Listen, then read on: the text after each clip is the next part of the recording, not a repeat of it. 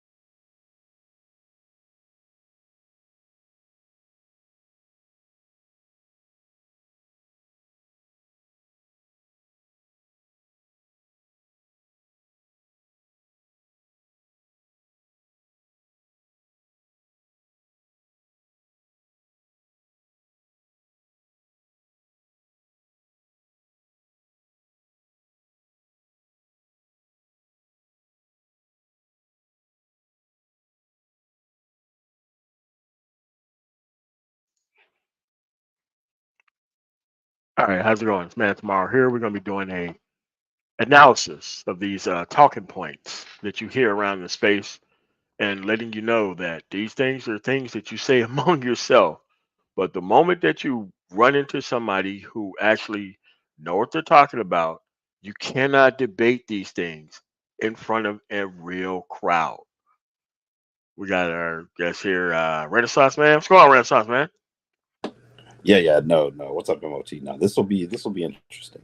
Because this is what happens when you're in an echo chamber all day. You actually got to go deal with reality. Correct. And I'm also going to address because you see a lot of these rabble rousing clout chasers are talking about, oh, the black male vote. Oh, and it's like, dude, listen, not showing up to vote got us a 7-2 Supreme Court. A 7-2 Supreme Court that got rid of affirmative action, that's not going to do anything for workers, that got rid of privacy rights when it came to decisions in a doctor's office. It's going to knock down a whole bunch of things that you claim that you don't want the government to do. It's going to allow for freely for these conservative states to redraw election maps that actually affects minorities and get rid of districts. Like a lot of things happen when you don't show up to vote, and trying to make it look like, oh, we're holding them hostage. Like it doesn't work. Now you got 30 years of a Supreme Court that definitely isn't going to do anything for you.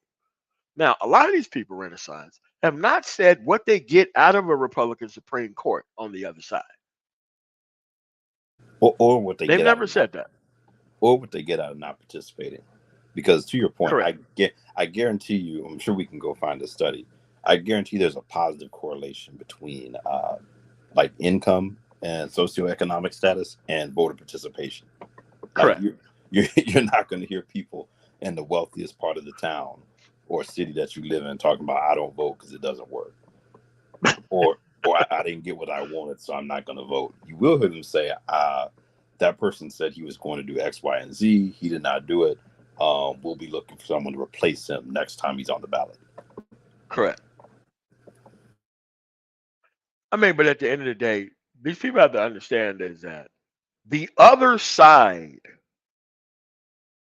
shows up every time, all the time. Remember, they showed up for the misunderstanding of Roe v. Wade for 47 years, even though they were going to be affected. And they still showed up anyway.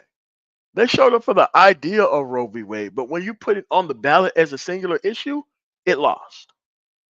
In Ohio, it lost. In Kansas, of all places, that is super conservative, as a singular issue, it lost. Yeah, it lost. Didn't But we lose twice in Ohio? Because they first had that what the second time when it lost, they were like they needed like over 60% to turn out and approve it, didn't it lose, like they didn't want to put it on the ballot? Didn't they try to get around the ballot initiative and people had to come out and vote and say, yeah, we want it on the ballot? No. What happened the last time in Ohio, it was a singular issue that you needed a 60% majority to pass any type of thing, a ballot initiative. That was a That's what it singular was. issue. That was a singular issue by itself. Yeah, that no, that's what it was. They wanted to change the earlier. They wanted to change they wanted you to have like 60% Yes, a in sixty order for percent something to super. pass on a ballot measure. Yeah, and they were trying to Correct. change it, knowing full well, okay, after we change it, we're going to put abortion on the ballot because they thought the numbers worked in their favor, and they lost both times because the threshold stayed the same for a change to the Constitution, and then people came out and voted when they put it on the ballot to uphold it. And this is Ohio. Correct. This is Ohio that what hasn't had a Democrat win since Obama Obama. in what Obama. 2012 or was it Yes. 2008? No, I don't think he won in 2012. I Okay, think he yeah, only won in 2008. yeah. I was gonna say this is definitely a state that's been moving to the right. You know, you couldn't even get what's his name elected. Oh gosh, what's his name? He was in the House. It was the one Tim Ryan. It was Yeah, Tim. Yeah, yeah. It's Tim Ryan. yeah. You Democrats couldn't even get him elected. Like despite the speeches he's made, how he went viral, all of those things, they couldn't even get him elected. This is basically what home of what formerly John Boehner, now home of J.D. Vance as a senator. So very Yeah. conservative. Yes, and you have to realize, like, if you don't live in, you know, the blue areas, you're pretty much screwed out there. If you don't live in the Columbus, Toledo, Cincinnati, or Akron slash Cleveland, it's a pretty conservative state outside of those areas. That or Pretty that or you conservative. better live in what I guess Dayton probably has some activity going on because the Air Force Base out there. Yes, But some, even but then, it's still pretty conservative. But yeah, yeah, yeah. I've been there once and I was like, okay, I've seen enough. yeah, it's yeah. All right. So what we're going to do is we're going to play this and we're going to stop it in multiple times so that way we can be able to respond to this. And you're going to hear all the things that you normally hear around the space, and you have to realize that a lot of these people do not care overall, but they do want to try to leverage wh- what they think non-participating in the process is going to actually get them. So without further ado, let's start this off. Folks, we're 1 year away from the 2024 presidential election. Donald Trump leading the polls on the Republican side. President Joe Biden, of course, on the Democratic side, is likely to be a rematch from 2020 when Biden beat Trump. A co-founder of a Black Lives Matter chapter in Rhode Island says that Donald Trump has done more for Black folks than any other president, and actually, he is the choice. Mark Fisher is that individual. Mark joins us right now on the show. Mark, glad to have you here. So, first and foremost, when you made an assessment about this campaign, and you basically said nobody is good. That's right. Okay, explain. Well, I mean, it's self-explanatory. Everybody else sucks, I said, to quote myself. And, when you look at who we have sitting in the White House right now, I said he's a deep disappointment. He's let me down. He's let my community down. The whole Democratic Party is a complete disappointment. And I think that as an independent, I will endorse Donald Trump as the best candidate that we have. Why is he the best? Well, because he's somebody who I would consider a strong man. I consider him somebody who. How many times have we heard that in this space? Oh, because he got balls. Or he's a strong. Like, what does this strong man thing mean? Like, you don't understand. Okay, what policy did he pass? Like, you say that he's the best. So, okay, we should be hearing these policies that he done. Mike, Well, what's well, going on, man? Thanks for coming.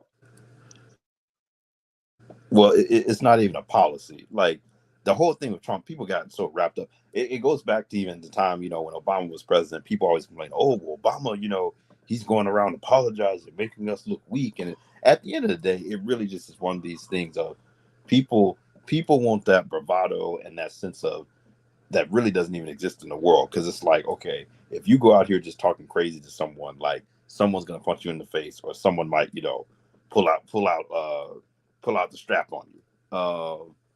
If you go out here like talking the way Trump does. But that's what these people like, is that whole reckless, I'll say anything to anybody, and there will be no accountability, or at least look like there's no accountability. Um, that's what they like, even though dude cannot back up any of what he's in this video, and even Trump can't really back up anything he's done with policy. It's just, hey, I'll just get out here and say completely reckless things, with the hope of that'll look sort of like a tough guy. It's the Ice Cube effect. What's going on, Mike? What's going on to go? Oh, I'm chilling, Hey, man. what's going on, MOT? Yeah, no. Trump's got balls. That's why he's got balls. Anyway, go ahead, man. He's got balls. No, it's just that for all of the support of Trump, they don't actually support Tim Scott in the same fashion. Despite the fact that they in this space they talk about having the emotional labor of black men, but it seems like a lot of their labor seems to be pouring all into Trump. I just think it's crazy, man. Like, it's like, okay, if somebody asks you a question, oh, it's a disappointment, and as an independent, like, this is why I don't trust independents. Okay, you're part of Black Lives Matter in Rhode Island. Why is Black Lives Matter an issue for you? It's an issue because people on the right don't care about law enforcement screwing over black people. So how did Trump fix that? He didn't fix that during his presidency. He didn't fix any of that. I mean, correct me if I'm wrong. I'm not as sharp on somewhere like Rhode Island, but there's not a large black population there. So isn't it kind of telling that you have to have a Black Lives I have Matter? a cousin who lived there, and I've been to Rhode Island a bunch of times. I have not seen a whole bunch of people who live in Rhode Island. All of the black people in Rhode Island live in Providence and Pawtucket. That's it. And Woonsocket. Those are the three major areas where black people live. Those are the most progressive areas. Providence is the most progressive, then Pawtucket, and then Woonsocket. But most of the black people that live there are black people who couldn't afford to live in Massachusetts. And so they end up living in Rhode Island, but they work in Massachusetts for the most part. And so, And so it's the same thing in New Hampshire. Not a lot. New Hampshire has like 0.1% of the population is black, but most of those black people work in Massachusetts but live in New Hampshire. And so that's part of the strategy. This Manosphere conservative on screen actually went to school in Massachusetts but lives in Rhode Island. And so this is the sort of dynamic that is being played out. And so you do need a BLM in Rhode Island, primarily because outside of those three major areas I just named, it's all right wing and conservative for the most part. Once you step out of Providence proper. Yeah, you're pretty much right about that, because my nephew, his wife's family is from there, and they do live, they live in Rhode Island. They live. I'm just saying. I'm thinking here. Yes, I'm looking at something that he wrote. They actually have a lot of they have kind of issues outside of kind of like outside of Pawtucket and some of these other areas. They do have some issues. Cops are a little bit, I would say they seem to be a little bit kind of against you. It seems that's what they kind of had. So that's why BLM was very active there. So, well, don't forget that Rhode Island was a very strong slave state. Yeah, it was. It was. It definitely was. So they have definitely some issues with them. So that's why BLM was out there. Now, where this guy is coming from, I don't really see it, because I know my nephew, his wife's family, and all that. They seem to be pretty staunch Democrats. They really are not in favor much of the far right wing, of which they've seen, and they're really not in favor of, because they've been aggressive against them. So I'm just trying to figure out where this guy potentially is coming from. But whatever his reasons are, I didn't really hear him that well. Besides what he was, besides some stuff he was sprouting and being rather erroneous about many of his facts. But I would have liked to have gotten a far better position on where he was really coming from. I couldn't really get that from him that well. But anyway, go ahead. All right, let's go. Nah, I was gonna say real quick too. No, the fact that he said he's an independent, but then it's all of a sudden like, you know, did you even vote for Biden? Like, I'm trying to figure that out because it's like I'm an independent, and but I'm like, okay, like if you're an independent, did you support Trump last time and you're complaining about Biden and like he's not doing anything? And I'm just kind of like it doesn't quite add up in the sense of you can't expect so much from someone you didn't vote for. If he didn't. And you have to say, okay, when was the last time an independent elected an actual senator? When was the last time an independent judge done anything? When was the last time an independent won the state? Why are you independent and not really choosing a side?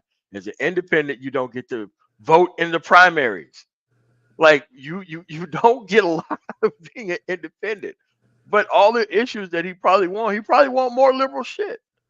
But he's an independent. Yeah, it doesn't make sense. The only problem the independent would be Bernie Sanders, and that's a statewide office, unless I'm missing someone else. Yeah, but he has to caucus with the Democrats. Yeah, yeah, exactly. And this guy right here is just pretty much saying that he wants to caucus with the Republican Party, and it's like, okay, as an independent who caucus with the Republicans, all your issues are inherently left wing, but you want to vote for somebody who's inherently right wing, who wants to bring a whole bunch of judges that do not give a damn about none of your issues. It doesn't make any sense, but let's just keep going forward and stop it at some point. Would give us respect on the world stage. You say we don't have respect on the world stage?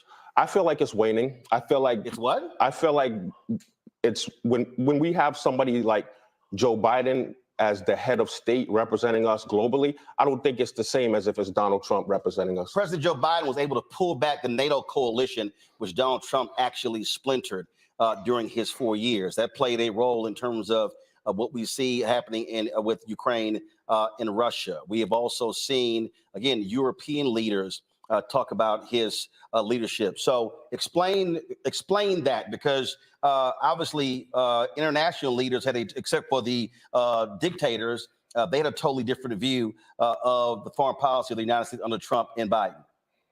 Well, fundamentally, they both come from a different perspective. When you look at somebody like Donald Trump, he's America first, make America great again. Joe Biden is a globalist from a globalist camp. How is Trump America make it great again? When if you look at Donald Trump, even before he got in, he's been doing business all across the country, doing Saudi Arabia, doing China, and all of his deals since they got out of the White House. So how is he a make America first when that's not how he's operated in his business all of these years? Okay, well, when you look at the persecution that he's facing, 91 felonies, 91. So what, you're saying he should have been indicted?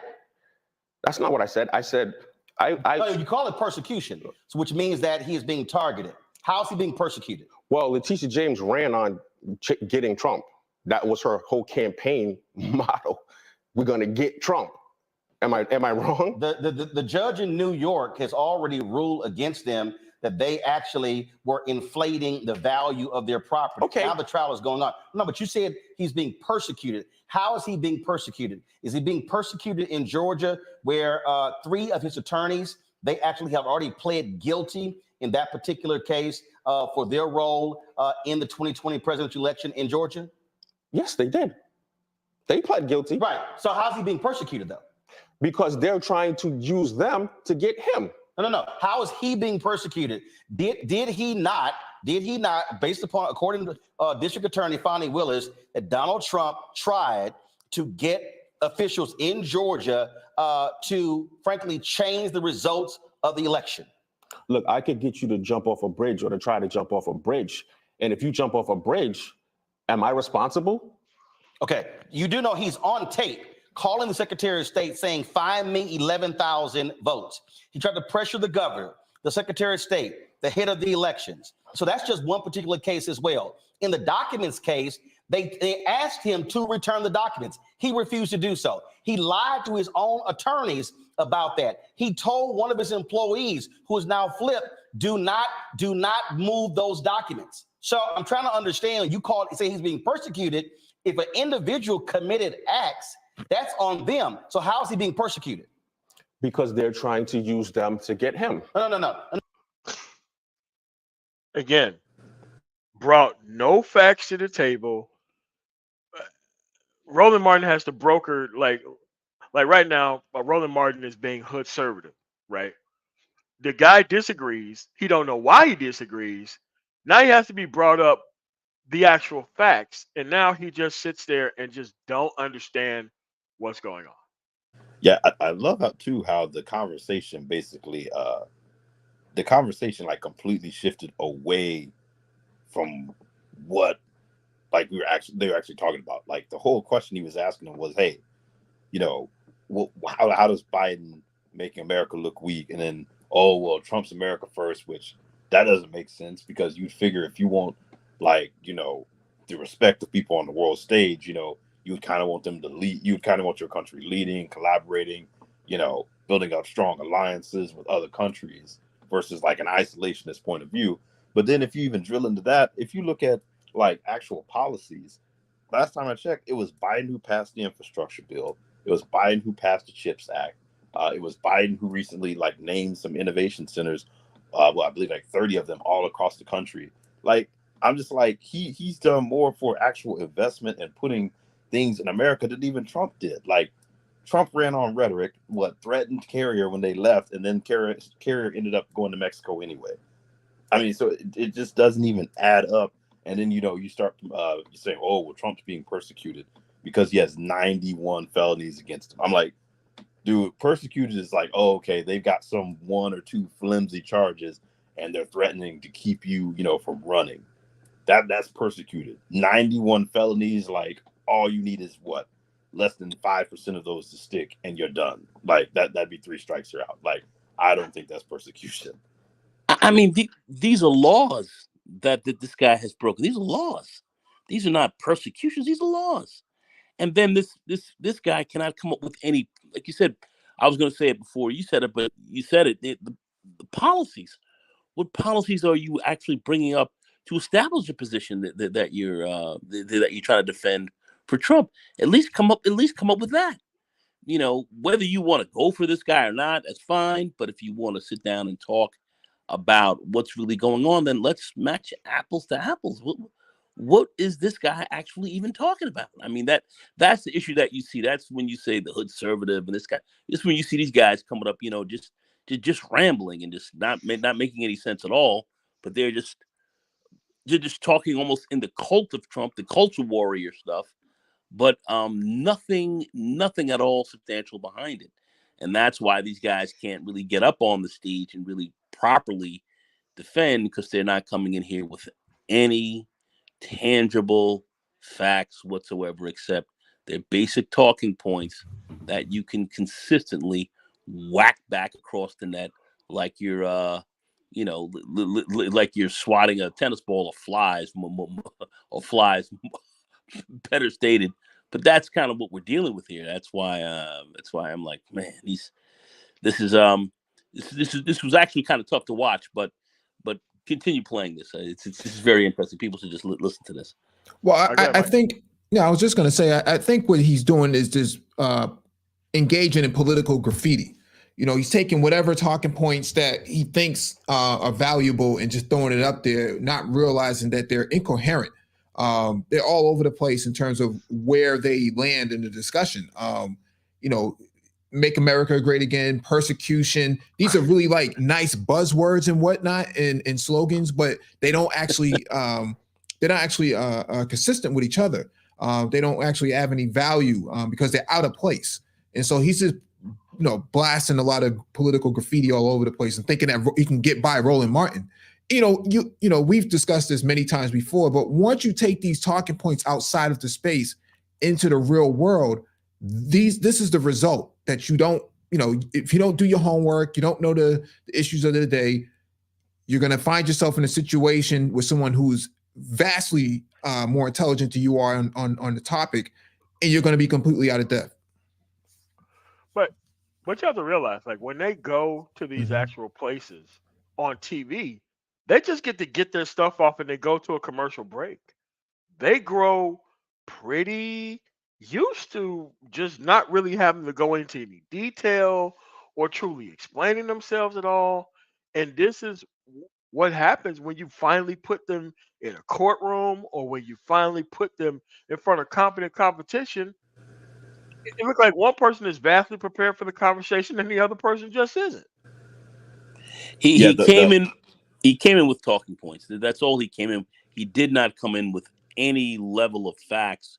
He hadn't researched or really gotten into anything that was critical here. That was critical here. Doesn't know anything that the administration that's in there currently, Biden administration, has done. He has no idea. Just cult of Trump. That's all I'm hearing is the cult of Trump. And that's how these guys pretty much operate, and that's why you can eviscerate them very easily because they're not standing on anything substantial whatsoever. yeah. Go ahead, RM. Go ahead. I was gonna say the other thing too is it's not just even if you get them in front of someone competent. It's if you make them sit there and you have to actually go and for an extended period of time because we're at 4:36 in the video. At best, on a normal news station, you may get like a 5 to 7 minute interview. So you don't have time to really challenge people because you're trying to give them enough time to actually just get their position out. So people like this get to go on here, basically have make crazy statements. You may get to challenge one or two statements, and it's like, oh, okay, we have to move on to the next segment. Versus this is 30 minutes where you actually have time to question these things, cross-examine, stop, hey, explain this more. And this is where it really falls apart. They're thinking, hey, I'm going to come on here, get 5 to 7 minutes, and basically get to plug my crazy position, and people won't have time to check me, and then I can get out of here. Yeah, it's pretty much where we're at. Let's keep playing it. No, not them. I'm asking you again. If the federal government, if they say these are classified documents, you are to return them, he says no. And they say, we have a subpoena. He ignores the subpoena. When he tells his attorneys took actual notes. Okay, well, hold on. No. You said hold on. it's being persecuted. Wait a minute. That's just 2 cases. 91 felonies. You can't even keep up with all the felonies. You can't even track all the cases across the country. Actually, you can't. And the charges that he's facing. You have to take them one at a time. There's so many. They're coming fast and furious. Actually, we can track. What is his point? So you want to interrupt what's actually happening by just saying it's so many felonies we can't keep count? Like, what are you talking about? That's almost a way of how he's almost trying to troll him and trying to derail the conversation because he can't stand on anything. I think somebody in here said a smoke screen. Jamal White is pretty funny. Yeah, that's exactly correct. It's a smoke screen. There's nothing that he can really talk about. So when you start to really lay, the facts at his feet, I would respect this guy a lot more if he came in with some level of facts, even if he was a little wonky on some of them, but at least if he had facts that he could really talk about and countervail on some of this argument in some credible way, I could look at this more seriously, but there's nothing there. And the sad thing about this whole diatribe this guy ran was he had nothing throughout the whole thing, and that's why I'm like, oh man, son, you got to do better than this. You got to do better. You got to do better. You got to do better. All right, let's roll with it. Track them, but again, though, if an individual believes that he is above the law and he's not, if he committed crimes, then he should be prosecuted. Yes or no? Nobody's above the law. That's not the question. The question is, did he commit crimes? Well, first of all, that's why they're trials. That's the question. Well, first of all, that's why they're trials. Right, exactly. So, but when you talk about somebody who's acting on their constitutional right. What constitutional right? Freedom of speech. Is there a constitutional right to overthrow an election? He believes, and as many do, that there was some suspect activity involved in the 2020 election. How many lawsuits did his campaign file, and how many did they win? So, but what I'm saying, asking you a question. I don't know. What I'm saying, I can give the answer. More than 60 lawsuits were filed. They lost them. Courts Trump judges, Republican governors, Republican Secretary of States certified the election results. Now, here's the question. I'm confused. If there was election irregularities in Georgia, how did the Republican governor win? The Republican lieutenant governor, the Republican Secretary of State. How did Republicans win all statewide offices in Georgia in 2020, but this one race, there were problems? I'm gonna tell you. How? Because they're all part of the same deep state. Dude, Corruption. I'm confused. I'm You gonna let me confused. finish? Brian Kemp, the governor of Georgia, endorsed Trump, correct or not? They're all Conspiracy part- I'm asking theory? you a question. Did the Republican governor, Brian Kemp, endorse Trump? I don't know. Yes, he did. Did the Republican lieutenant governor endorse Trump? I don't know. Did the Republican Secretary of State endorse Trump? Yes. So again, I'm confused here. All of these Republicans endorsed Donald Trump, yet all these Republicans won. He didn't. He's saying, oh, it's fraud.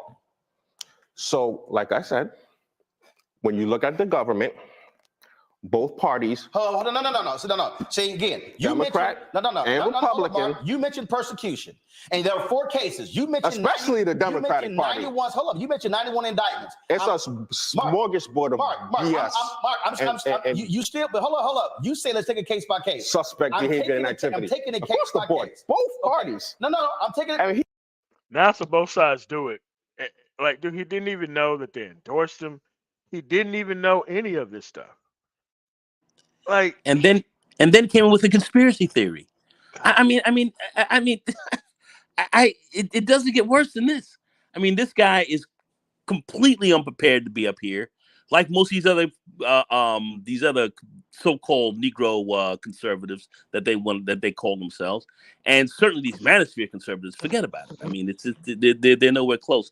But this is their argument. You're looking at it right here. This is their argument, and he knows nothing. What do you know? I don't know. Why are you up there? Why are you there?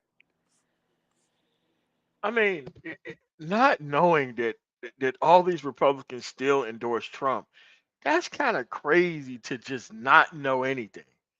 Okay, so what's the strategy that you don't know?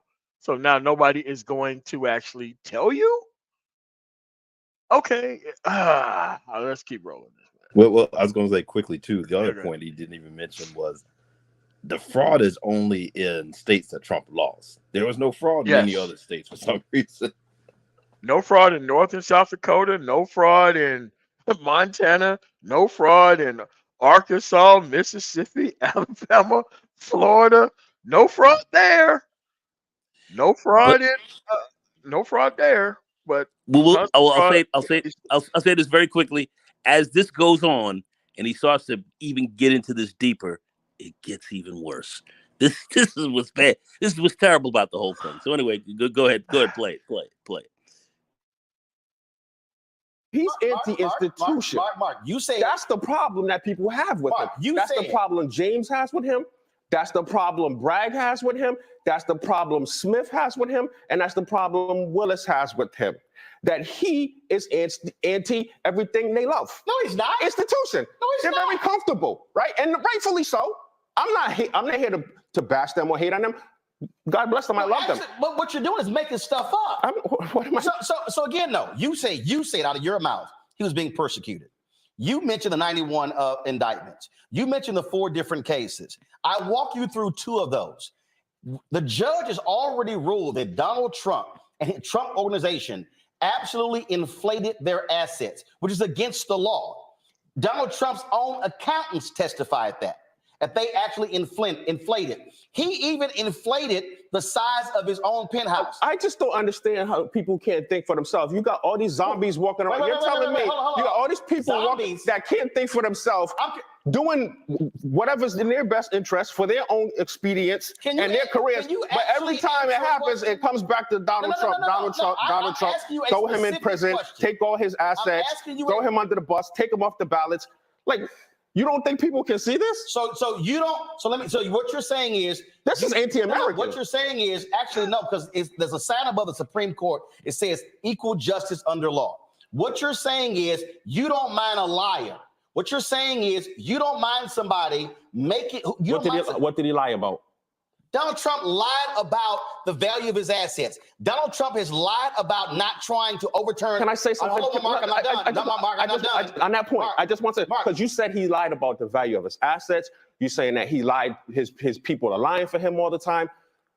So what I'm saying is, if he's asking for 11,000 votes, if they're doing that, if he's asking people to make his property as lucrative and as attractive as possible, and these people are doing it, right? They're doing it. Whether they're doing it or not, that is their own personal business and choice to do that. If he says, I'm looking for 11,000 votes, you're absolutely.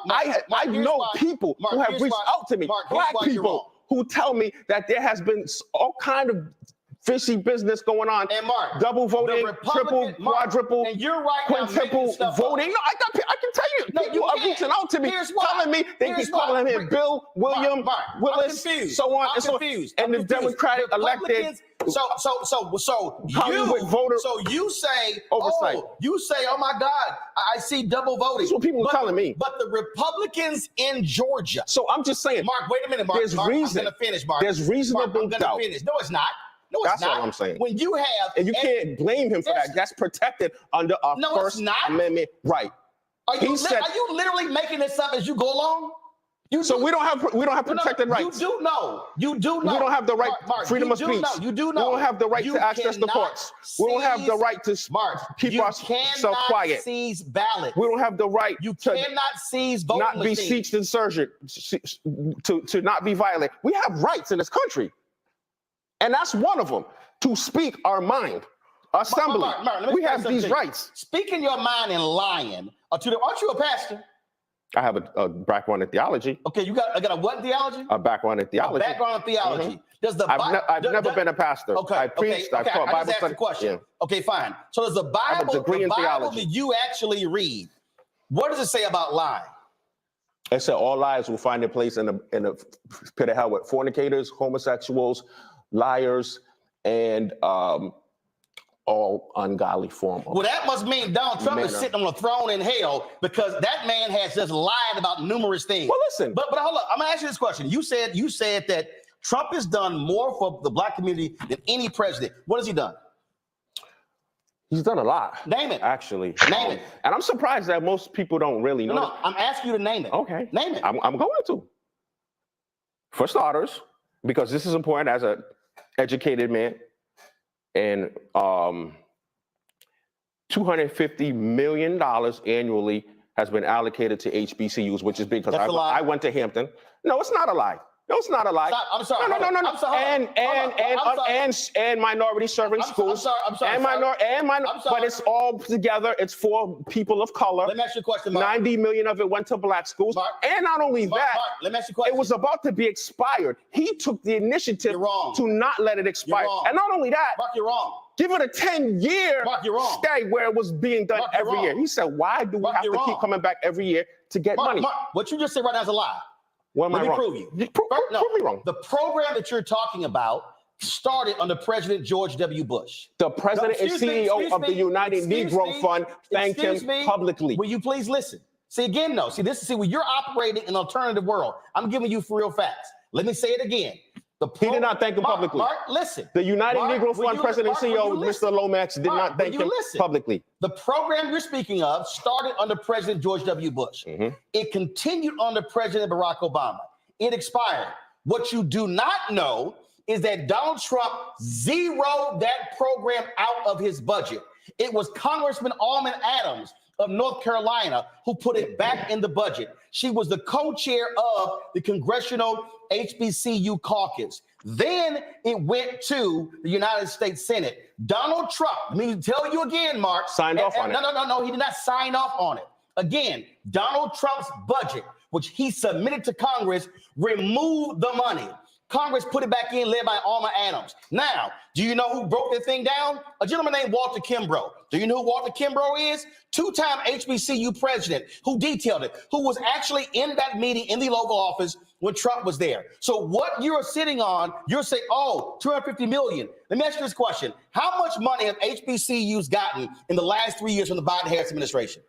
I don't know, but I never paid $10 for eggs or $5 for gas. What school did you say you went to? I never paid $10 for eggs or $5 for gas. Mark, don't try to change the subject. No, I'm just telling you. You're talking. It's like, bro, you're gonna lose on this It's just a issue. comedy, bro. It's a comedy. I mean, but this is what happens in like, like these Manosphere panels where you talk about a whole bunch of facts and then all of a sudden it turns into a clown show, into a gish gallop fest because you have no facts on your side. I don't understand that. I mean, you laugh, but he has been in the Manosphere. I mean, that's clear that the talking points are very similar, if not downright one from one the same. And so that's part of the issue is that they heard one person say it, they regurgitate it, and then another person say it, regurgitate it, and then they take it out into the real world, and this is the end result. Speak it into existence. Speak it into existence. Blackmail emotional labor right on screen, putting in a lot of work, to defend somebody who's undefendable, indefensible. So, he's complaining about the price of eggs and price of milk, and I'm like, I don't know where you're getting this from. What does that have to do with the price of tea in China? China. It has nothing to do with it. It's a way of deflecting. It's running around to try to talk his points, but he can't defend anything. He's gotten up here and defended nothing. That's what you're dealing with these guys. That's why they don't want to come up in here. They don't want to play around. They don't want to get on these panels. They know what's going to happen to them. These guys are just coming up in here, just running their mouths like garbage disposal and sounding crazy. At least come here, at least try to sound somewhat cogent. But these guys, they can't do it, because they're not about talking about any facts. And that's the issue you got to deal with these guys. They're not coming up with any facts, and they don't read, not that they can't, but they don't. And they're all about pushing a certain narrative. And that's what we're dealing with. And that's what we come at you conservatives for. That you guys are grievously unprepared. And I just, it doesn't make sense to me at all. It really doesn't. But anyway, go ahead, man. No, I was gonna say the other thing too is he got that one of those he got from Trump. That whole talk about the HBCUs, they had to come back every year. I've heard Trump say that in a rally speech before, like, they had to come back every year. And I thought, why do they need to come back every year? Let's just, give them all the money at once. So some of that he got from Trump. He heard that directly from a talking point from Trump and then threw it out there. And the key thing is, people aren't aware of the budget process. Roland broke that down to Trump's initial budget, meaning if he would have gotten everything he wanted and Congress would have just rubber stamped his budget, the whole program would have been eliminated. So it was actually, like you said, a Democrat put it back in the budget. And then Trump is taking credit for it. So it's this guy's all over the place. And then when you confront him on that, he goes to talk about, well, I didn't pay a bunch of money for eggs. I didn't pay as much for eggs and gas under Trump. It's like, wait, we talked about HBCU funding, and now you're talking about the price of eggs and gas. It's all over the place. Totally deflected because he didn't want to deal with that. Sounds like the hood servant or somebody else up in here and be running the same whack weak game, same stuff. I mean, that's what these guys do. So. I mean, these guys really should come up with something a little bit better because, their playbook it's weak. It's weak. It's weak. Or like they say in Portuguese, muito fraco. Muito fraco. All right, let's keep going. You're talking about the economy. Under Trump, it was booming. Mark, I'm asking you again. Black unemployment was at a historic all-time low. HBCU. You want to talk about numbers? We're going to stay on HBCUs. What school you went to again? I went to Hampton for a year. Oh, you went to Hampton. And then I went to North Point Bible College in Haverhill, Mass. So let me ask you this question, Mark. You said Trump allocated $250 million to Black and Hispanic serving institutions. About 90. You're reading it. No. I don't have to read because I got it up here. You say about $90 million of that went to HBCUs, right? That's what you say, correct? That's correct. Mark, that is the recognized information. Mark, are you consensus aware, information. Are you aware in the last 3 years under Biden-Harris, $6.5 billion has gone to HBCUs, not Hispanic institutions, HBCUs, $6.5 billion. So you held up $90 million under Trump and $6.5 billion under Biden-Harris, but you say Trump is better for HBCUs? You're telling me Do you need the proof? You're telling me Joe Biden Do you want the proof? gave $6.5 billion. I'm sorry. Do you want the proof? Yeah, I'd love to see that. Okay, here's the deal. To HBCUs. Oh, no, yes. And he can't even. He can't even put together a reparations commission. Why would he do that? And a matter of fact, he's such a flip flop. Hold up, wait. Oh, here we go. You went to he's Hampton, such a liar. You went to Hampton, right? He's such a duplicitous. Did you go to Hampton? Did you go to Hampton? That's why he picked the vice president. Did you go to Hampton? He could have picked anybody else. Did you go to Hampton? Because they're both just as duplicitous. Did you go to Hampton? What is he doing? It's like, bro, we're asking a very specific question about a very specific topic, and he seems to want to go off into just gish galloping into just trying to troll this way through an actual stream, dude. This is totally some Manosphere level shit. Totally. God, let's keep going. Hampton. You say you went to Hampton, right? 2 peas in a pod. You went to Hampton, right? She's Indian. You went to Hampton, right? HBCU you went tours. to Hampton, didn't but you? during the tour, she's all forever. See, Mark, see what you're doing. See, you what doing. Am I doing? See, this is why you love Trump. Because you're doing the same nonsense he do. You bring up something, then you switch topics. You told me you was going to show me. I said I'd love to see it. Mark, I'm walking you through it. I'm waiting, bro. I told you point blank. Hampton University, I'm going to tell you how much Hampton actually got. Hampton University, $48.7 billion under Cap 1, 4.2 under CARES Act, 9.8 under CARES Act. No. You're telling me when did this happen? 12 million. When? No, hold on. American Rescue Plan, 12 million. Who? Last 3 years. And to what American Rescue Plan 2, 21. Your university. You're reading numbers. Wait. What is that? What source is that? Department of Education. Okay. And when did this happen? The last 3 years. The last 3 years, each year. Each year. Okay. The total amount that your university. Okay, but you're telling me that still doesn't equate to 10 years. Mark, worth of listen. $95 million. Mark, that's a lie. How is that? Your own university, Hampton, received $112 million alone. The total amount that went to over the last 3 years. The total amount that went to HBCUs you saying over the last 3 years? $6 billion. Over the last 567 million. You saying Hampton got how much? 112 million. Over how long? What type? In the last 3 years. And I named them. Let me name them again. So you're saying, hold up. Cap 1 forgiveness. 40 hold up. No, I want you to listen. I want you to listen, because see, right now you ain't listening. Cap 1 forgiveness. CARES Act. CARES Act 2.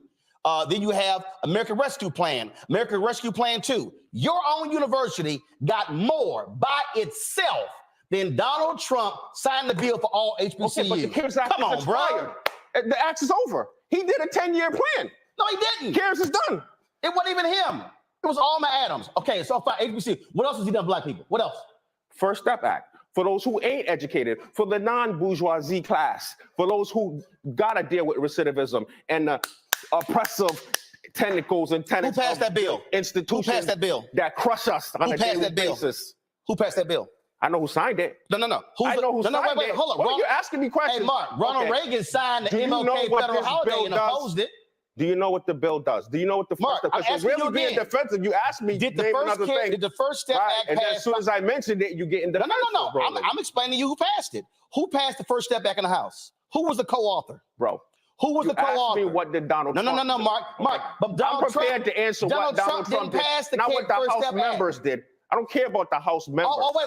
I'm sorry. So help me out here. The Senate. I don't care about Mitch McConnell. I'm confused. So you don't He's not running for president. I'm confused. You don't care about the people who actually wrote the bill. No. You don't care. I'm sorry. No, because you want to know why? Because the George Floyd Policing Act is still languishing. Why? And because they are a freaking gridlock in Washington. That's why. Who was that?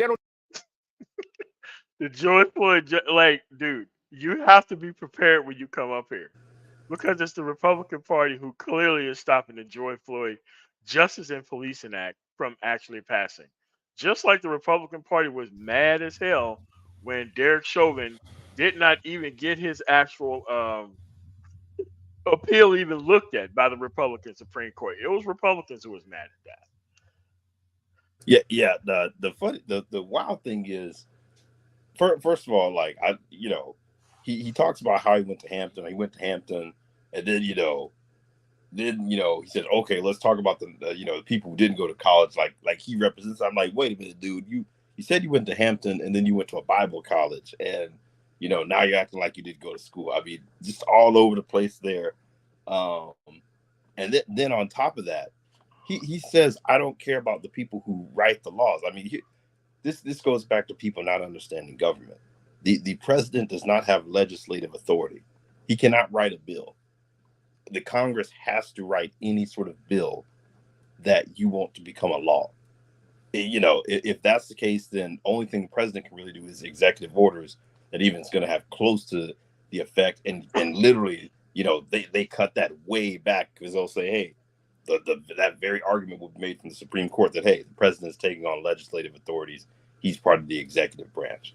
So how can you say you don't care about the very institution or the very branch that makes the laws that, you say, I guess, that are good, or you claim that, we're good for Black America, or, or the laws that you say don't get passed. It makes no sense. Just because he didn't veto it. It doesn't matter who passed it. Just because it didn't get vetoed. It's crazy. Yeah, pretty much. That's what he means. They didn't veto it, so that's the equivalent of he passed the bill. Even though if it had enough support from Congress, they could have overrode his veto. Yeah. All right, let's keep going.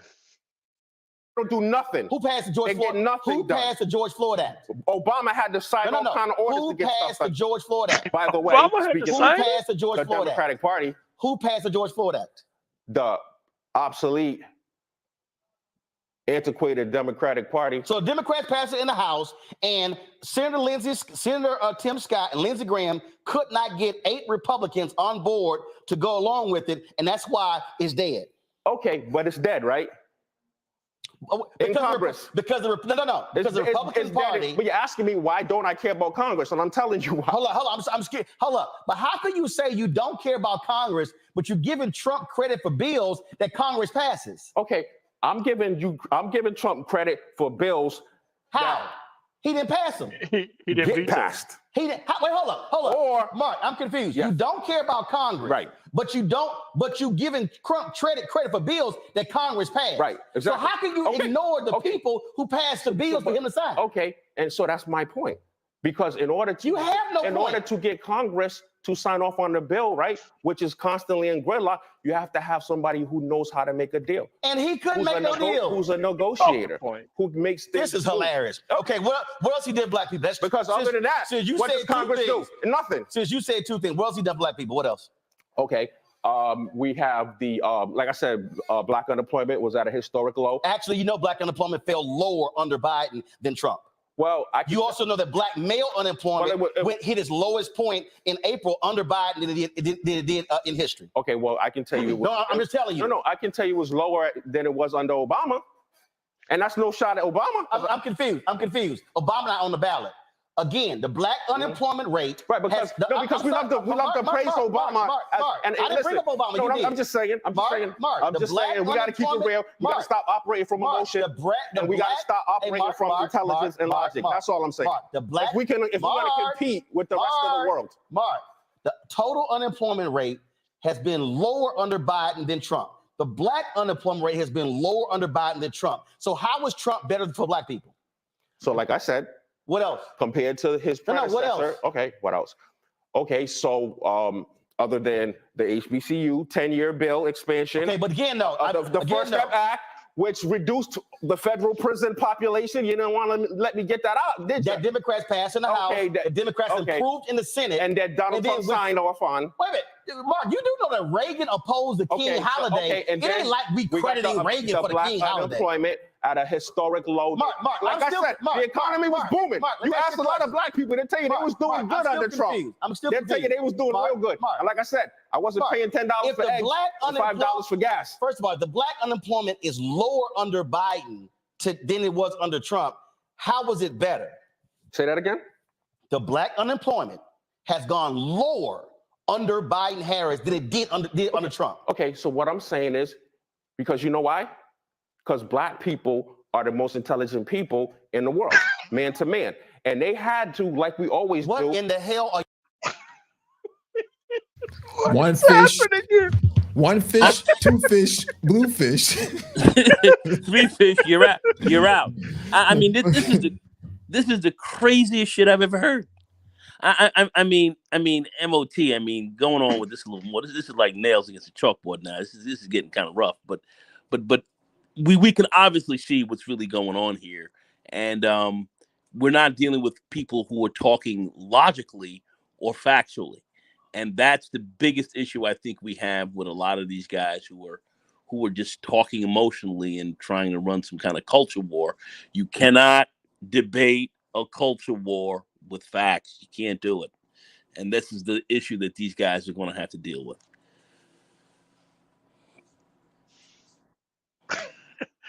I just, man, this is. I don't like. Okay, so this person drives a car, probably is a parent of a child. You knew that this was going to happen.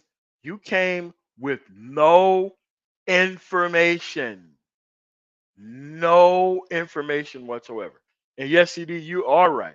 He did crush Anthony Brian Logan. And this is what happens when you get so used to this echo chamber and you go just a couple of feet out of it. And once you get like, so you look like, what do you think would happen if like Steven Crowder like debated like Sam Cedar? He would get destroyed. Oh, it wouldn't even matter what the issue is.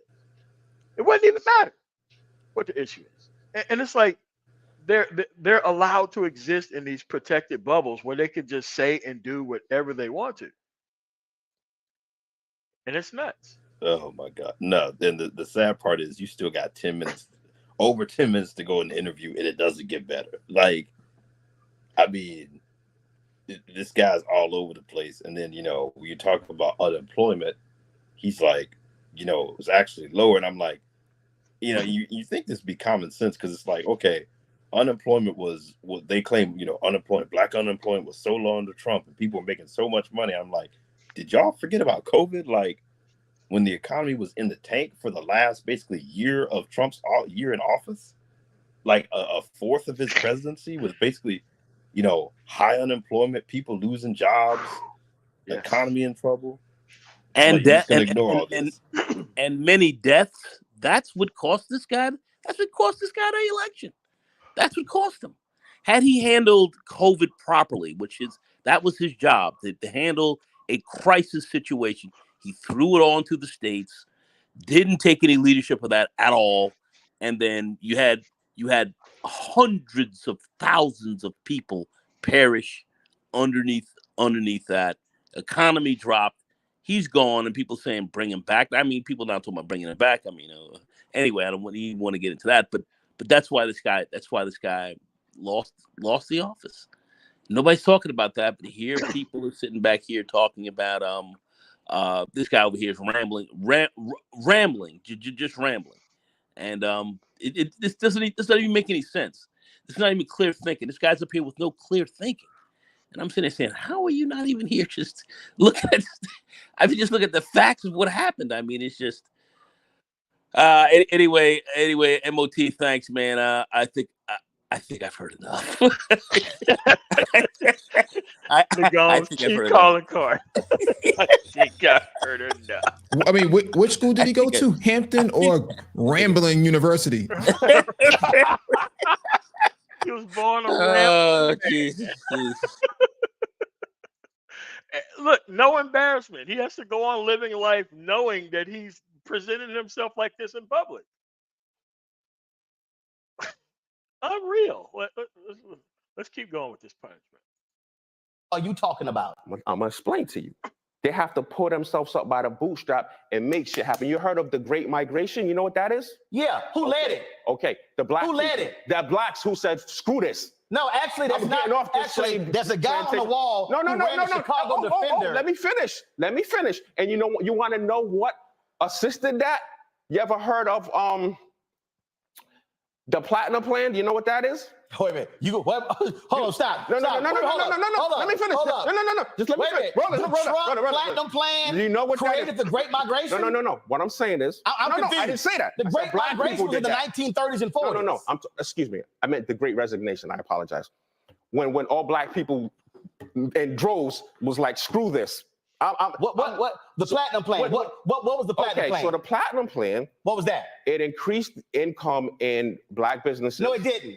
And the platinum plan was a proposal. It never actually got enacted. What I'm saying is what added capital to the black entrepreneur. No, it didn't. And no, it didn't. Also promoted and touted Juneteenth as a national holiday. So Juneteenth was part of the platinum plan. Are you out of your mind? Juneteenth would have been a national holiday if Senator Rand Paul did not object to unanimous consent. Oh my God! Are you just sitting here just making shit up? You're asking me about Trump. No, you're making stuff up. Questions, and now you're throwing in Rand Paul and I'm throwing in facts.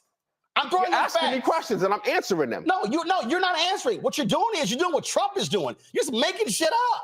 So there's no dude, the platinum plan was a plan. It was never enacted. Exactly. I know. And he also said, I know that. Trump said, you know why it wasn't enacted? Why?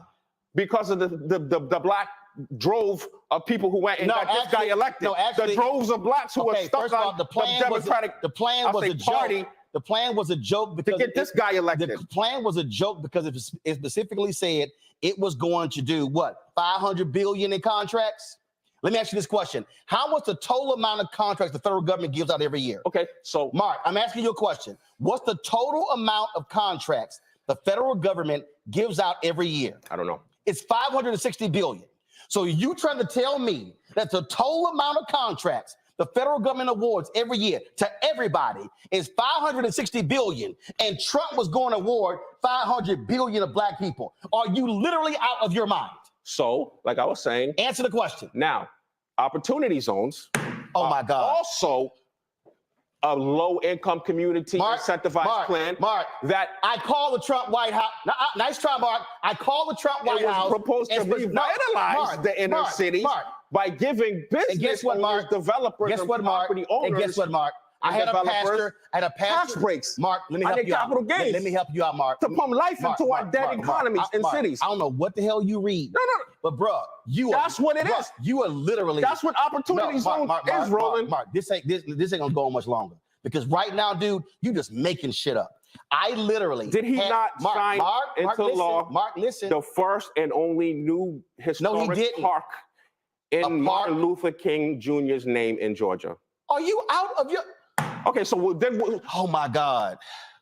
He did not sign into law and create a new historic park in Georgia in honor of Martin Luther King Jr. He didn't do that, Roland.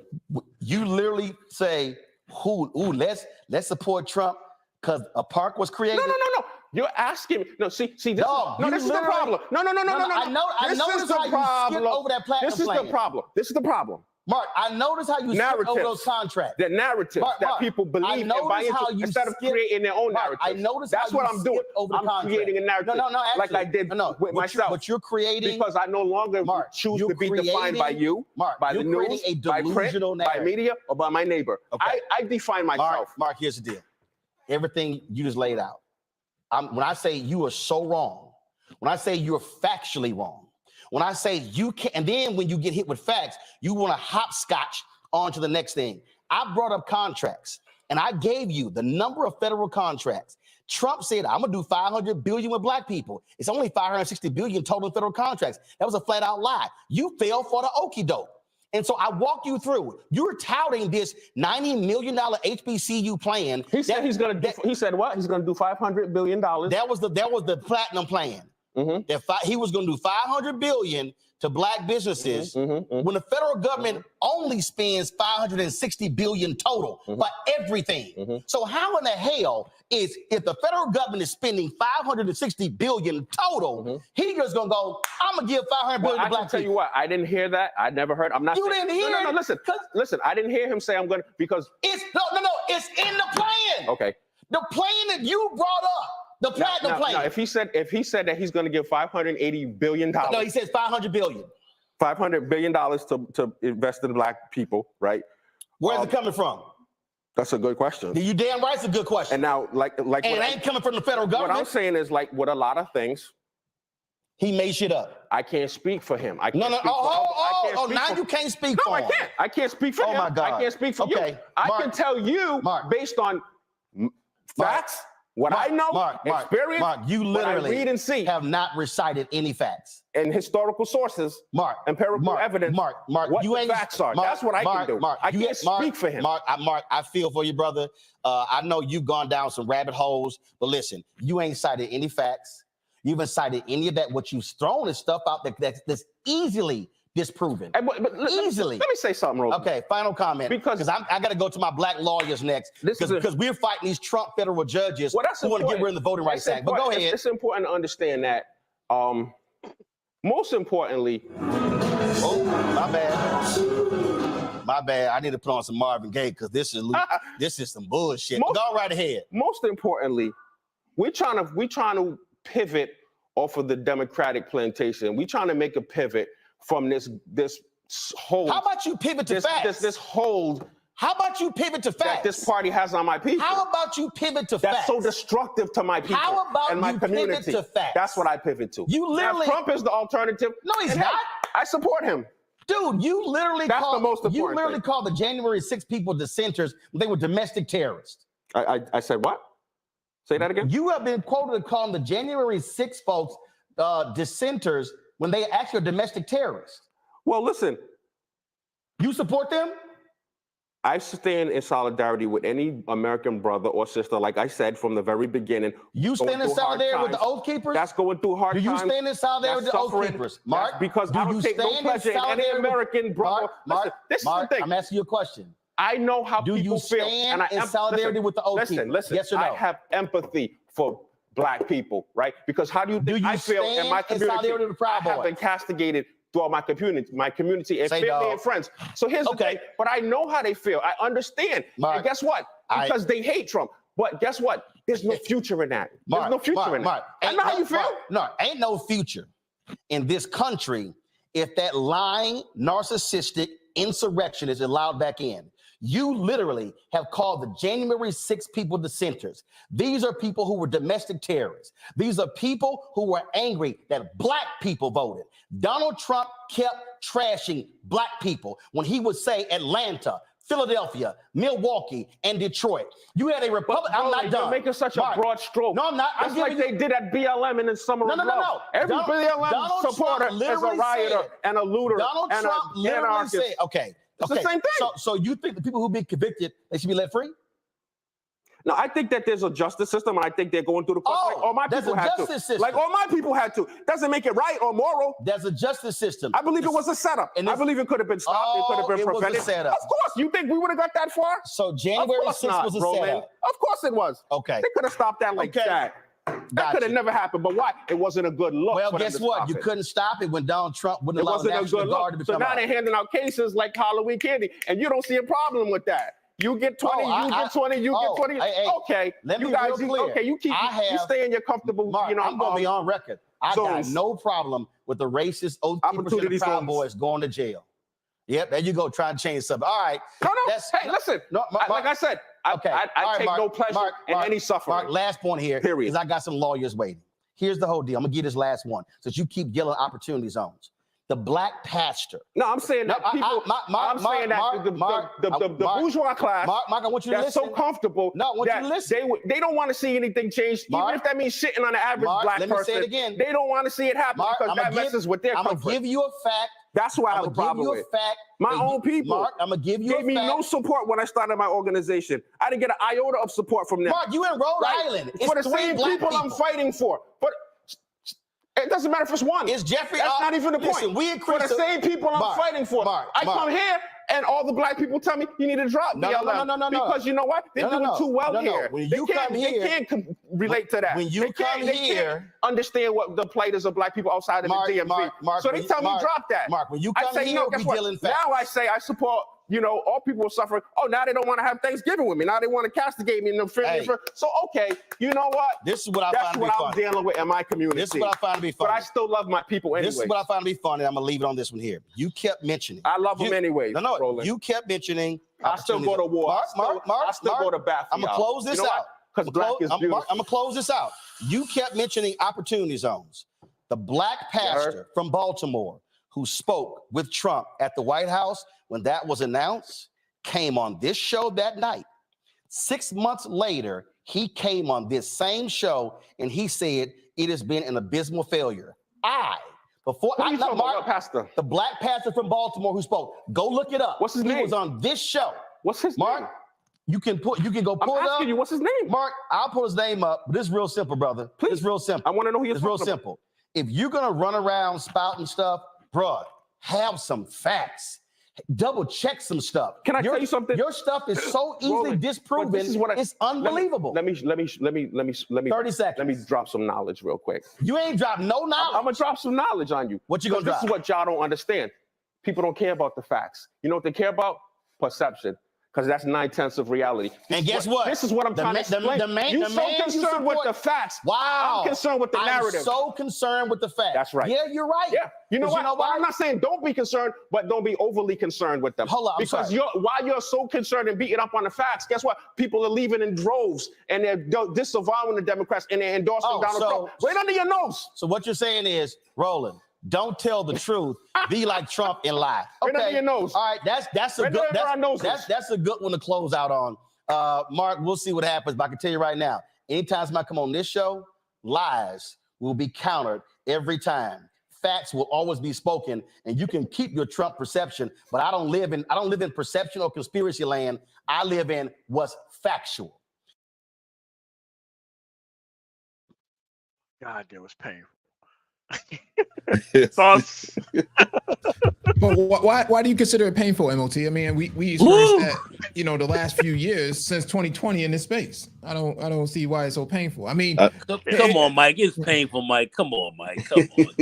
Come on, Mike. That was that was a headbanging toothache, bro. Come on, bro. That was tough. Was there a talking point tough. that he brought up? I mean, was there any talk about the point that we heard in the space that he did not bring up? He went through everything. He went through every single thing that you would hear on.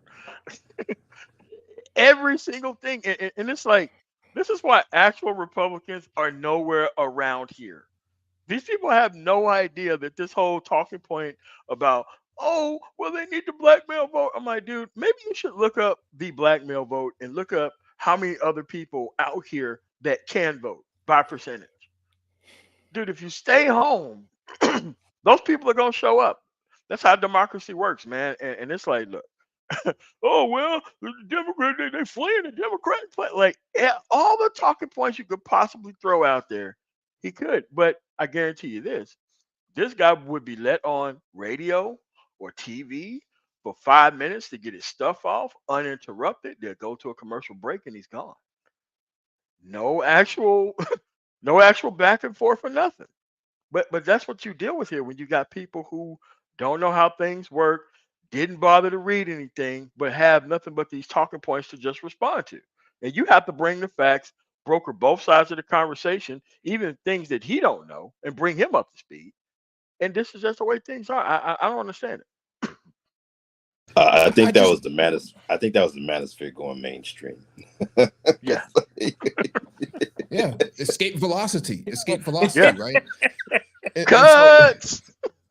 But all jokes aside, one of the things that he is trying to do is play both sides with the whole BLM thing, right? Because in Rhode Island, he doesn't have any real political support because all of the majority of the House and the Senate in Rhode Island are actually pretty moderate to right wing, and so he doesn't really have that level of support on the ground to get anything done, and so hiding behind BLM gets him the support on the ground that he needs infrastructure wise. But when it comes to actually getting any legislation done, he can't get anything done. So then he runs behind Trump because then that's another ambulance that he can chase. And so he understands what he's doing. He's not stupid, but he's playing the game on both sides. And so he can raise money with BLM by getting all these donations, but then he can run behind Trump and try to get and try to chase that ambulance that way. And so what's happening here with a lot of black men is that they are, fantasizing about what they think conservatism is when it really actually isn't. And then they find out the hard way when they go on a panel like this that you're about to get your lunch ate really quickly, and I think you better find the exit for this discussion, because it's clear that he had no clue about anything in regards to Trump. Just nothing. Just all of it was about cult of personality, Democratic Party, talking point, up until that point where he had to actually prove everything. Then it was like, okay, game over. So.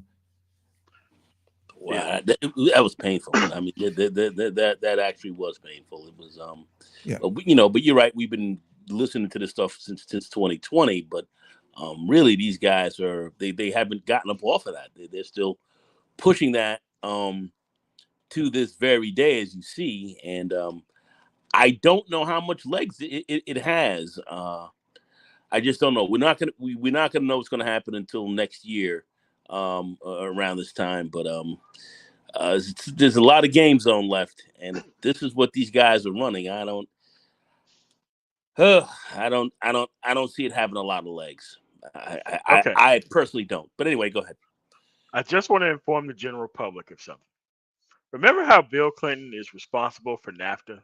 Remember that? Let's go to the House vote and the number, and let's go to the Senate vote and the number, because I can guarantee you no one has ever looked it up. So we're going to do this here. We're going to do this live, and this is not made up. This is the House vote for NAFTA.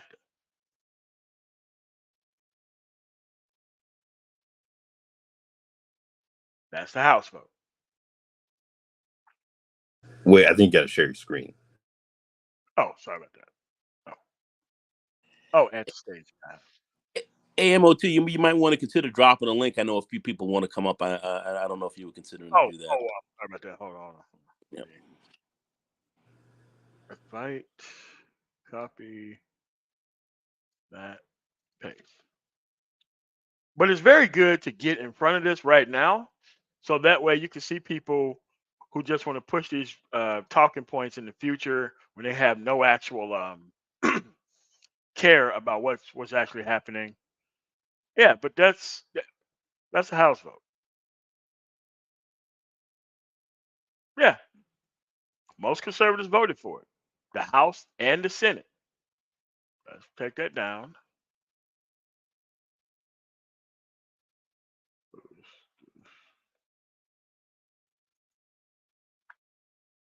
Lou, is that Citizen Lou? Yes, sir. Yeah, Complex, the link is dropped. What's going on, man? So let's go to the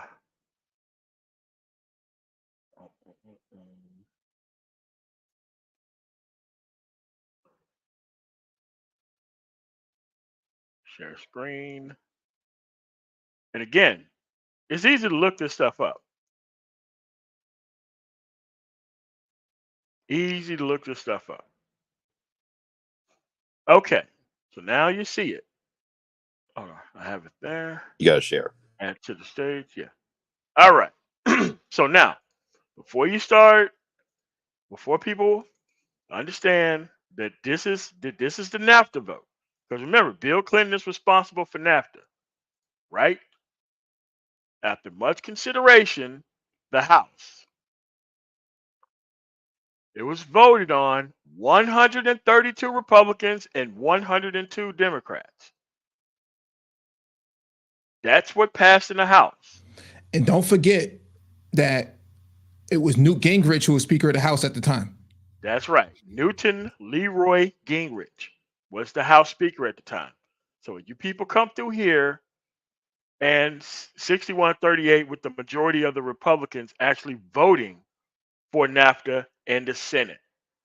So when you start to hearing these talking points about what Clinton did and didn't do for actual NAFTA, you know that you can look up the vote, right? And I get tired of hearing it, and it's like, oh, if it wasn't for Clinton and NAFTA, I'm like, do you even know what the vote is? It's interesting that you bring that up too, also, MOT, because when they bring up the 94 crime bill, Newt Gingrich was to the far right of Joe Biden on the 94 crime bill. He wanted to have one strike instead of three strikes out. And so this idea that Democrats were railroading guys and this whole entire time. That's not necessarily true. Well, but according to this guy's logic, it's not. It can't be put on Biden. He doesn't care about who writes the laws. He just cares about the president who passes them. So apparently, it's all on Clinton now, and Biden gets off according to his logic. Yeah, what's going on, Citizen Lou, man? What's going on, man? Still there?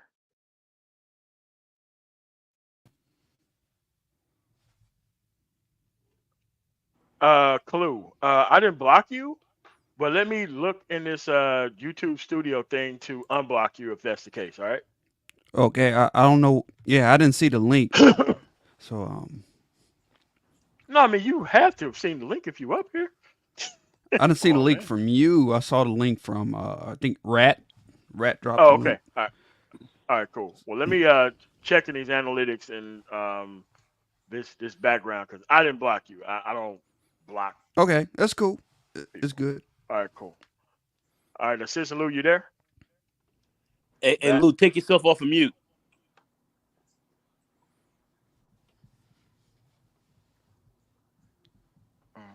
He may have stepped away. All right, well, go ahead, Mike, Renaissance Man. Let me go back here and check this block thing so that way I can remove this dude off block.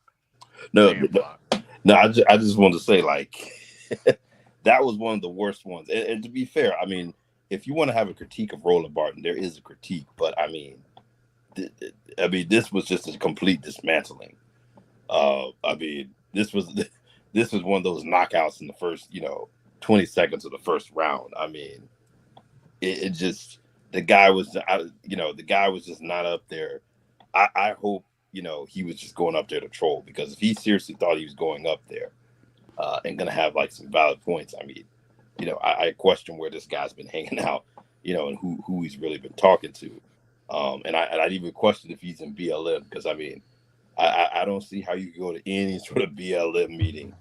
No. He runs the BLM chapter in Providence, in Rhode Island, and so you can run your own BLM chapter, but it has nothing to do with the actual BLM Global. Oh, okay. So it's okay. No, it's like a franchise. Yeah, it's like a franchise. Okay, I mean, even with like, a franchise, it's like student organizations or something like that. I mean, even with a franchise, there's some rules that is set by a corporate. Like, hey, like, I mean, maybe BLM's different, and like they don't care if you're a pro-Trump guy, you got a BLM chapter, but I would hope that there was some protection of the brand, because what this guy was saying was just, it was out there. No research at all. BLM Grassroots is different than these other chapters. Like BLM Grassroots is its own thing, and then what these guys are doing is independent of BLM itself. They're just spinning up their own BLM organizations that have nothing to do with the global movement itself. Probably for just donations and money. Yeah, that's what I said before. That he's using BLM to get money as a nonprofit, and then he's running behind Trump. As an ambulance chaser. And so he understands what he's doing. He's not stupid.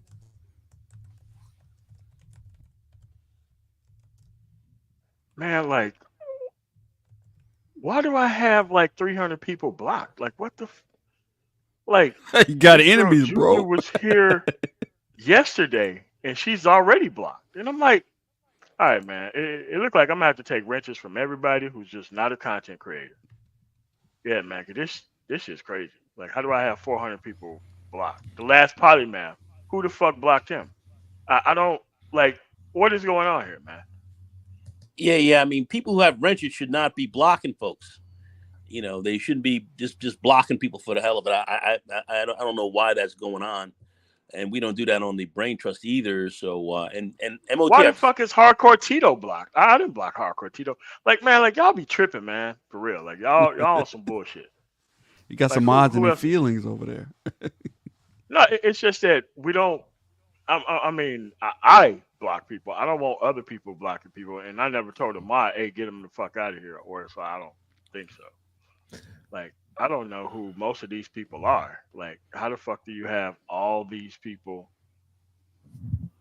blocked here? I don't understand how. I'm still looking for Clue's name. I don't see it.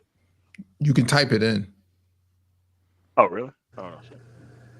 Copy. Default. So, Clue, what was your point that you were going to make before getting on the panel? Well, I watched the video, and my comment was the reason. Now, I agree that the guy was losing against Roland Martin. He was getting crushed, but he could have easily won that debate by separating from black. Because it's my opinion, okay. and this is my opinion only. It's just opinion. I'm not saying it's fact. There's no such thing as a black conservative. It just that does not exist. Why? You're either black or you're conservative. But how does that have anything to do with the talking points that he was making? Because what is preparedness for the because he was defending black, and as a conservative, you should not be defending race. But he's not a conservative; he's an independent. Yeah, he's independent. Is he really? When I hear independent, I just hear the Democrats are losing, and I don't want to be a part of the losing team. All these independents show up when the Democrats are losing. Oh, no, where did you hear that from? Where did you hear that from? The numbers increase of independents, quote unquote, whenever the Democrats are getting hit by the press. There's all these people that say, "Oh, both sides are bad," and all that. You get all these new people, these new independents, quote unquote, whenever the Democrats are doing bad. So yeah, but you said that he was a conservative, and he wasn't. He's an independent. So what I'm trying to understand is how did you come to the conclusion that he was a black conservative? He never mentioned it. No, the title of the stream. The title of the stream is about black Manosphere conservative talking points versus Roland Martin. That's the title of the stream. Yeah, but they were. Wait. Yeah. So let me explain that. Everything that guy tried to bring up, they're all black Manosphere talking points that you hear here. Like he didn't come like he knew he was coming to a specific conversation for a specific reason. But he responded only the talking points that you will hear around this space. That's the particular point that I had. Okay. So I mean, but he claims to be an independent, but there's nothing independent about what he's actually talking about. Nothing at all. So we agree. This whole independent thing is BS. This imaginary black conservative thing that it cannot exist. You cannot be black and conservative. Either or. What? You know what I'm saying? What?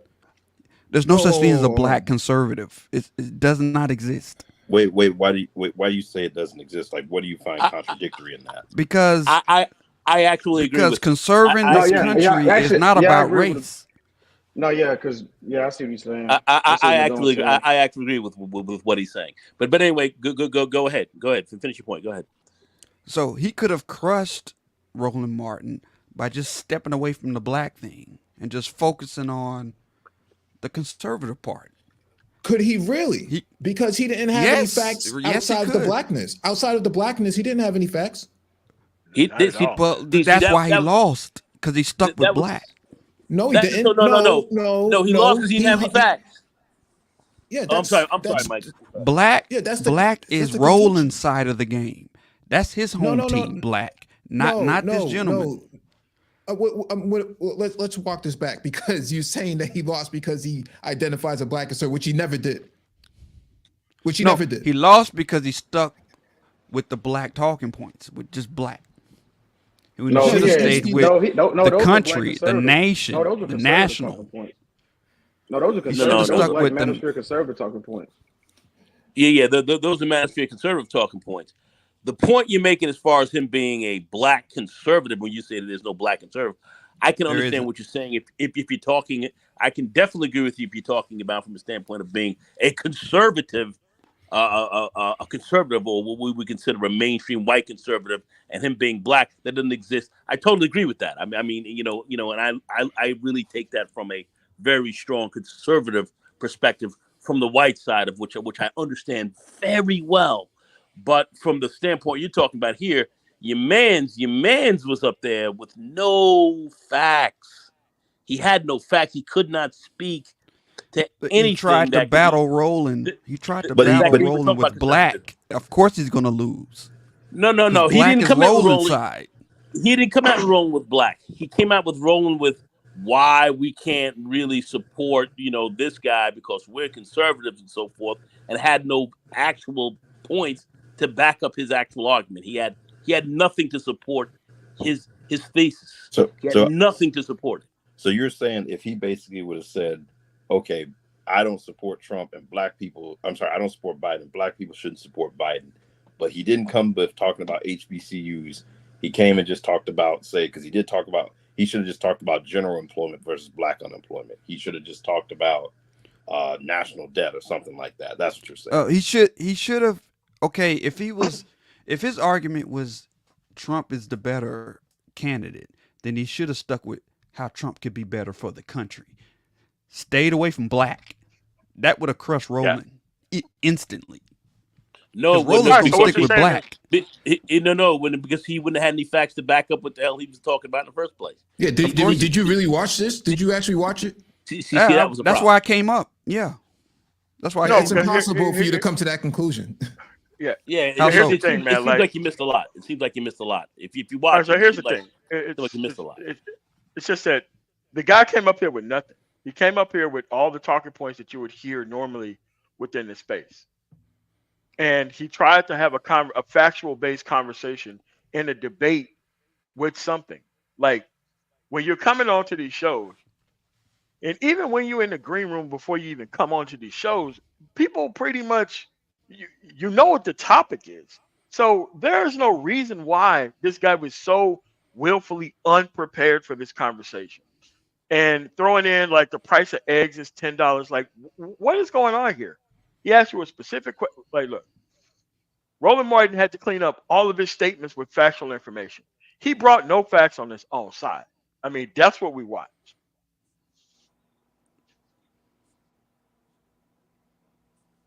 Do you agree? Do you disagree? Clue? Because that's what we But just watched. what I watched is he was going back and forth with Roland on the basis of Black people, and that's why he lost. When he Okay. should have All stuck right. with Fair. the country, Okay. just the country. 'Cause that's But what the even if you president take for, black the people, country, but even if you take black people out of it, he still didn't know any of the facts that was being brought up. He didn't understand any of it. He didn't understand how the system worked. He didn't understand the three branches of government. He didn't understand. He Okay, admitted it well, himself. okay, well, I agree with you on that. If he didn't know those things, then He didn't know anything. he could have lost on that too.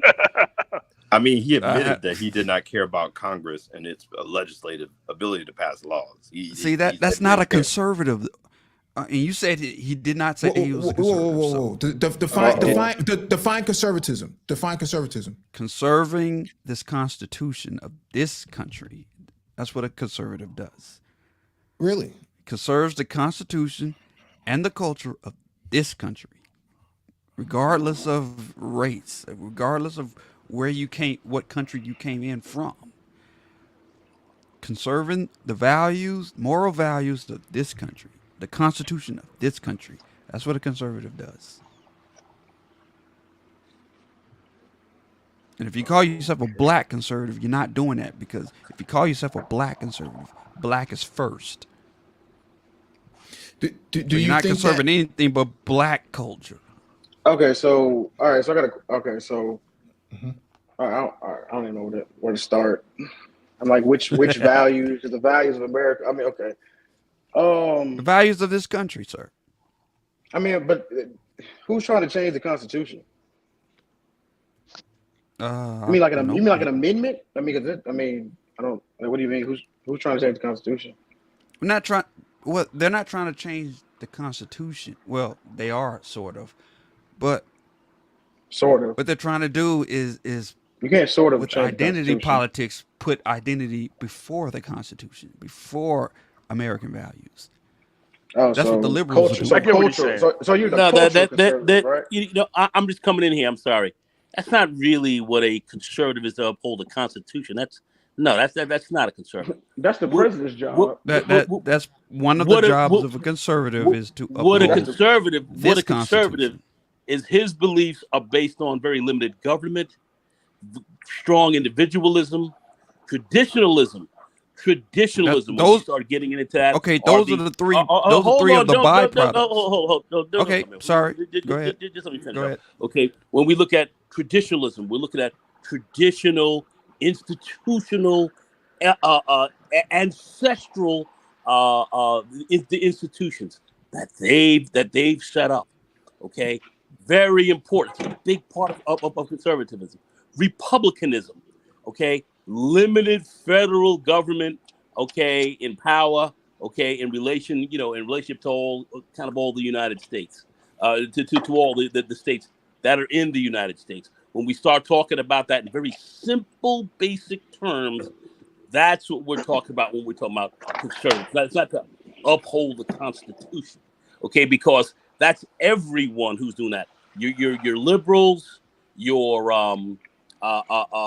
right to lifers, whoever else you want to say. You want to uphold the constitutional laws. You want to uphold that, okay? But when we start looking at things from a political perspective, when we talk about conservatism, we are really talking about limited government, individualism, spending, that type of thing. We start getting into those key issues of what a conservative is. But one of the key things are your ancestral institutions being preserved. Your ancestral institutions in this country. That's the key piece. That's what we really want to talk about, and that's what tends to work against Black people because those institutions were very much not so much in your favor. They were So, very much against you. We had to fight to have to try to work to get some of these institutions to really work for us. You have to get a good understanding of what conservatism is. And I feel that many of you guys who walk around here calling yourself conservative, you just don't really understand it. But anyway, go ahead, go ahead, but that gentlemen, go that ahead. that's why that's why conservative and black cannot be together. It's either one or the other. Because what you just described What what conservatism what to be is what against black. and no no no Yes. no no. Well, nigga, hold on, nigga. Go ahead, Like, go ahead. like, Clue, you're right. We're essentially saying the same thing, because the key points Okay. of conservatism is preserving their rights over everyone else. Like, true conservatism doesn't think that anybody else get the same rights that they do. Who is they in your example, MOT? The conservatives, traditional conservatives in these Hmm. traditional areas, they always formulate You laws say to Aryans? exclude areas in the United States. Areas. Okay. Oh, sorry about that. Yes. Yeah, they always create laws to exclude people.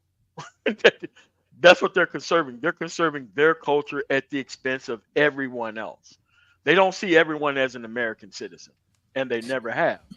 Not, not over the history of the United States.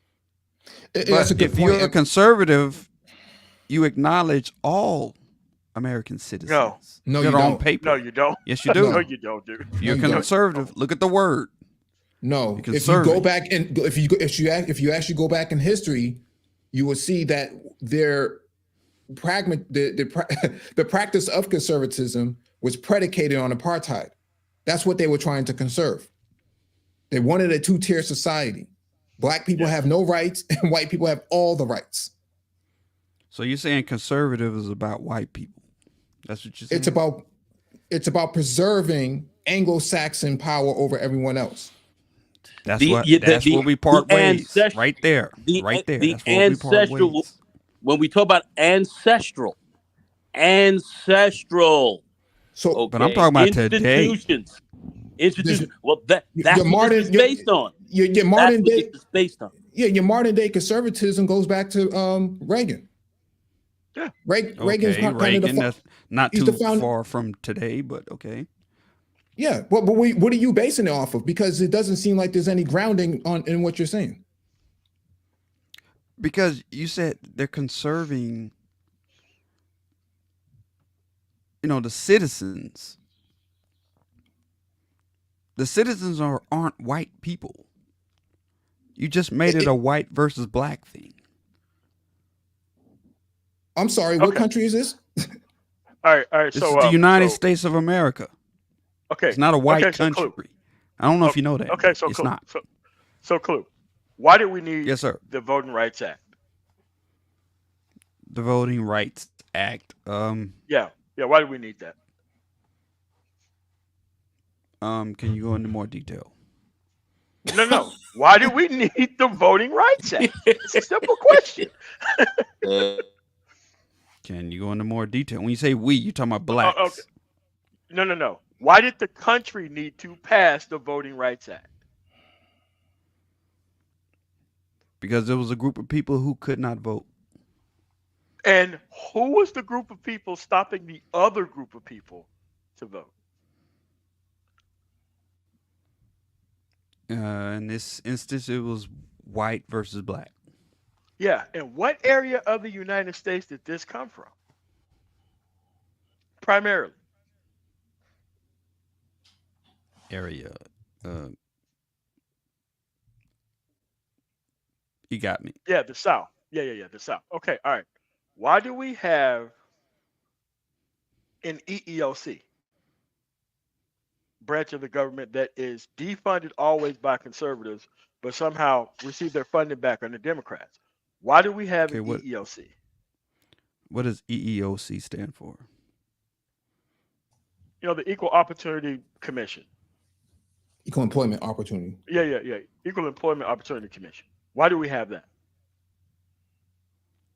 That's a branch of The federal government. Yeah. No, that's a branch that stemmed from integration. What? Okay. Even better. Why did we need to integrate? If everybody was treated equally over time, why did we need to integrate? I don't agree with integration, but it happened to force one group to be by law and by gun treated fairly with the other group, which I don't agree with. Okay. Why do we need the Fair Housing Act? Who Same do you reason. think housing? Yeah. And what group of people do you think was affected and not given equal housing in the United States? The poor. No, it was mostly black people in the South. Again, Mostly. 13th Amendment. Like we could do this all day. It's just that conservative culture is about separating themselves from everyone else. It's no Not different really. from It's What? about really. It's really about, like, if you look at, there's a hierarchy there, whatever that may be, class and racial mixed in this one, and it's about basically those people ruling and over who they deem as others. Because to your point, MOT, on like housing, and his response was the poor. There you have plenty of instances of well-to-do black people who were moving into a middle-class neighborhood who, truth be told, they had more financial standing to afford that neighborhood, and they were discriminated against. They had their houses burned down or attacked. So Not You only had that, instances of poor whites not being able to be in the same area as rich whites too. Yeah, we but don't is that talk about racial? that. Why would we talk about that though? Why would we talk about that? We would talk about that because that debunks what you just said. It's not about skin How can color. it? How It's can about it? How can class. how can it debunk it if you don't even understand the grounding of the Fair Housing Act? No, I'm saying, like, it doesn't No. debunk it. There are whites that cannot be in areas with other whites. You But that disagree with doesn't that? mean it's What No. year was the what? Hold on. What year was the Fair Housing Act? I don't know. So you don't know what year the Fair Housing Act was passed, I gotta but go. yet you're saying that it's not about race. It's not about race. It's all this stuff has been about class. What do you But think I'm race saying is? It's always been about class. Whoa. But I'm What saying do the you think? What do you example I think race just- is? What do I think? I don't think race exists. Y'all think it exists. I don't. I think it's made up. Do you have a birth certificate? Is black on it? Yes. Is black on my license? Yes. Is black on the census? Yes. Okay. Next question. I mean, you Nah, not nah. believing in it doesn't No. All right, man. No, no. I'm just But saying, it's like, it's even, it's y'all yeah, it's y'all to give it power because y'all keep y'all but y'all but I'm harp on saying, it. like, the example I Y'all just think gave it's you, bro. is, actually a thing and it's not. Hey, but Roland, Bro, I just gave you Roland, you're funny. several acts. There are no laws. There are no laws on the books preventing you from doing stuff because you're black. but there were. But there aren't. Okay. Present tense. but wait, There aren't. but the people who wanted to keep them on there, were they conservatives or liberals? You keep saying were. I'm talking about now. No, no. Well, I'm No, no, saying no, no, Yeah, no. because We're talking we about prevailed. history. Because we we'll talk. prevailed. Yeah, we won. no. I'm So yeah, saying so I'm were. saying the So if we bipartisan. won, why is this still a discussion Because with they keep Because Roland trying to Martin do and the that same dude? thing. Because they because keep you're trying to do the same thing. because you're trying to roll back. That's what they're trying to roll back to what they want, because they feel like, hey, they lost to liberals in that regard, and they're trying to find things that are proxies for race to try to have it still act there and keep the same effect without saying it out loud. But you have access to the same things the white dudes have access to. Agree or disagree, Renaissance man? Disagree. How so? What's the difference? If you go and look just historically at Here we go with the what history. I'm talking about now. Yeah, No, Now. why do you you want to go only with the 2023. want to see history? now. Hold, You only hold, want to see hold, now. hold We're on one talking about second. now. Yeah, hold a second. Now. You're saying what's going on now is not predicated on history? I never said that it didn't exist. Oh, I'm saying you it highly finished. doesn't. Hey, Hold listen, up. listen. I never said I it got it. didn't Go, exist. I go, said it I got it. doesn't go. exist today. So why We do you got the why do you same things. Black people got the same things that whites have. no? But why do you Same things. you don't think okay? so. So you think you don't?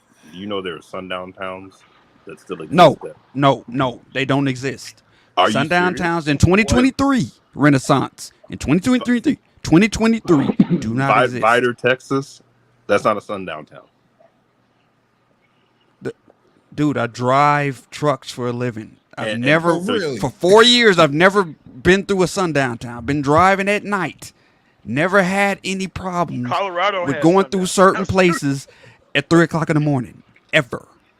Where are these sundown towns where niggas no, have to be in a certain spot at a Vidor, certain time? Texas, Where and where are they there's a whole book on Vidor, Texas, Anna, Illinois. in Like, 2023? yeah, 2023? Yes. yes. Go type in How Vidor, come I've Texas never? on the How internet. come I've never been? I never had Have you any driven through conflict when I Vidor? go to places like that. Small towns in Alabama and Mississippi and Have, Georgia. have you Whoa, been? Never whoa, Have you whoa, had been to any. whoa, Bonners? whoa, whoa, whoa! Mississippi, Arkansas, Yeah, the Mississippi. Mississippi, yes. Pedal, yeah, Mississippi. I Mississippi. used to walk through Yeah, there at 3 a.m. Pedal, no, in Mississippi Mississippi, was right the next Mississippi, the door to police. Hattiesburg, No, which is close to it's the Laurel. police. No, it's the police that'll get you in Mississippi. Yeah. Really, They'll they make you never got strip down. me. They call them goon squad. They just got indicted by the federal government. They call themselves goon squad. They'll get you out your car and strip you butt naked and make you tap dance and stuff. Really, never Yeah, happened to yeah, me. really. Look it up. Look it Guess up. Goon Squad, guess I'm Never Mississippi. happened touched to or Look it me. up. something. Look it up. Look Guess it I'm up. Look it up. special. Goon Squad, Miss. Guess All right. I'm special. It I, never happened to me when I I Well, was have in a okay. question. Mississippi. It doesn't matter. Okay, they have earthquakes in Well, Japan. That doesn't mean I have a just because question. you didn't experience. I mean, it Oh, doesn't I happen. was lucky. I was lucky that it never happened to me. That's what you're No, saying, it's Citizen not Luke. that you're lucky. You don't live in Mississippi. I've lived there. I've Why lived the there 6 months. I've been going hold on a on second. walks at 3 o'clock in the morning and never Yep. had a problem with All right. police. No. Not Some once. Hold a Not second. in wait. Petal, Why are not the in conservatives Hattiesburg, trying to and not roll in back the Laurel. voting rights act? Wait, MOT. Wh- Someone in the chat said Farida, Colorado. That's a sundown town. Oh, That's what I guess. Colorado got plenty of sundown towns. Yeah, they got plenty of sundown No, towns in Colorado. Why really? are the Hey, conservative? What Why are the year is conservatives trying to this? roll back? Why are the conservatives trying to roll back the Voting Rights Act? Hey, can y'all drop the link in the chat again too? I'll do that. Oh, what's up, Maurice? What's going on, bro? did you hear his question? What was Did you his hear his question? question? Go ahead and ask the question again. Why are the conservatives trying to roll back the Voting Rights Act on black folks? Why are they trying to do that? How are they trying to do that?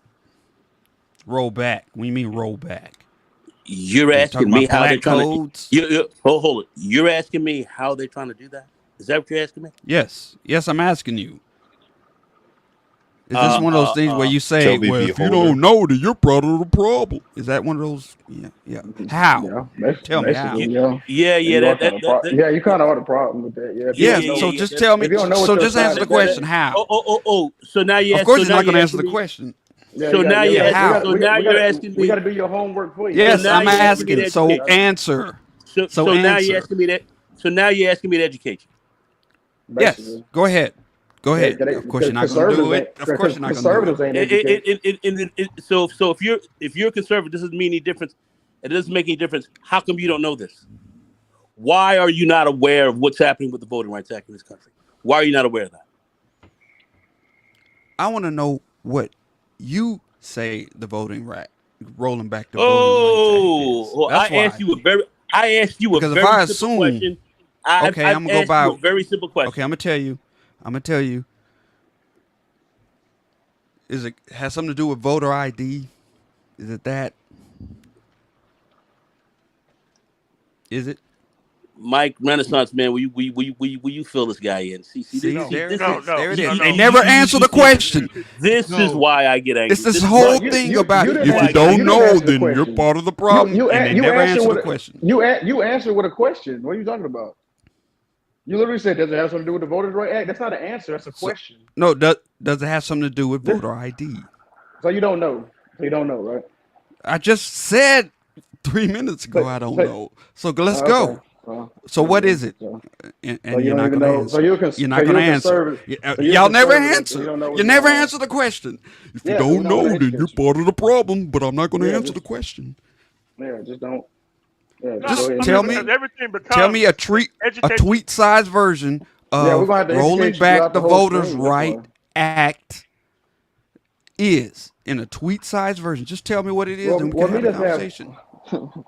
You can't even meet us halfway because you But don't know. but you won't.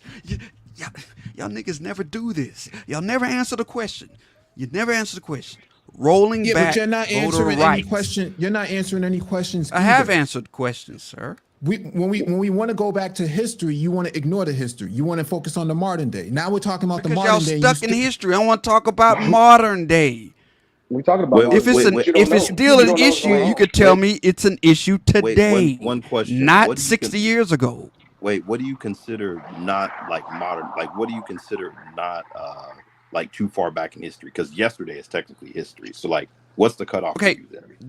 the year of 2023. What's the problem in the year 2023? So we can't look at anything that happened before 2023 that could influence what's going on now in 2023. We have to Not just until look you at talk about what's happening in 2023. But we. you believe conservatism revolves around upholding the Constitution, which is a historic document, right? It is. All right. Have a good night, man. Have a good night, bro. Okay. What was Yeah, have a good that? night. All right, I so just don't see how you can ignore his. You want to ignore history when you don't want to, I'm not but trying then to you want to talk. ignore history. But What I'm saying is, what's the problem today? That's all. I gave you an Today. okay, example. today. I told you Okay, slow down I now. understand it's a problem back okay, so then, I'll give you one but is it today, a problem and today? and then and then we'll go to most yeah. All right, today, modern history, 2023, in Arizona, Okay. they're purging people off of the voter rolls. How so? They're telling them to prove that this is a law that they passed.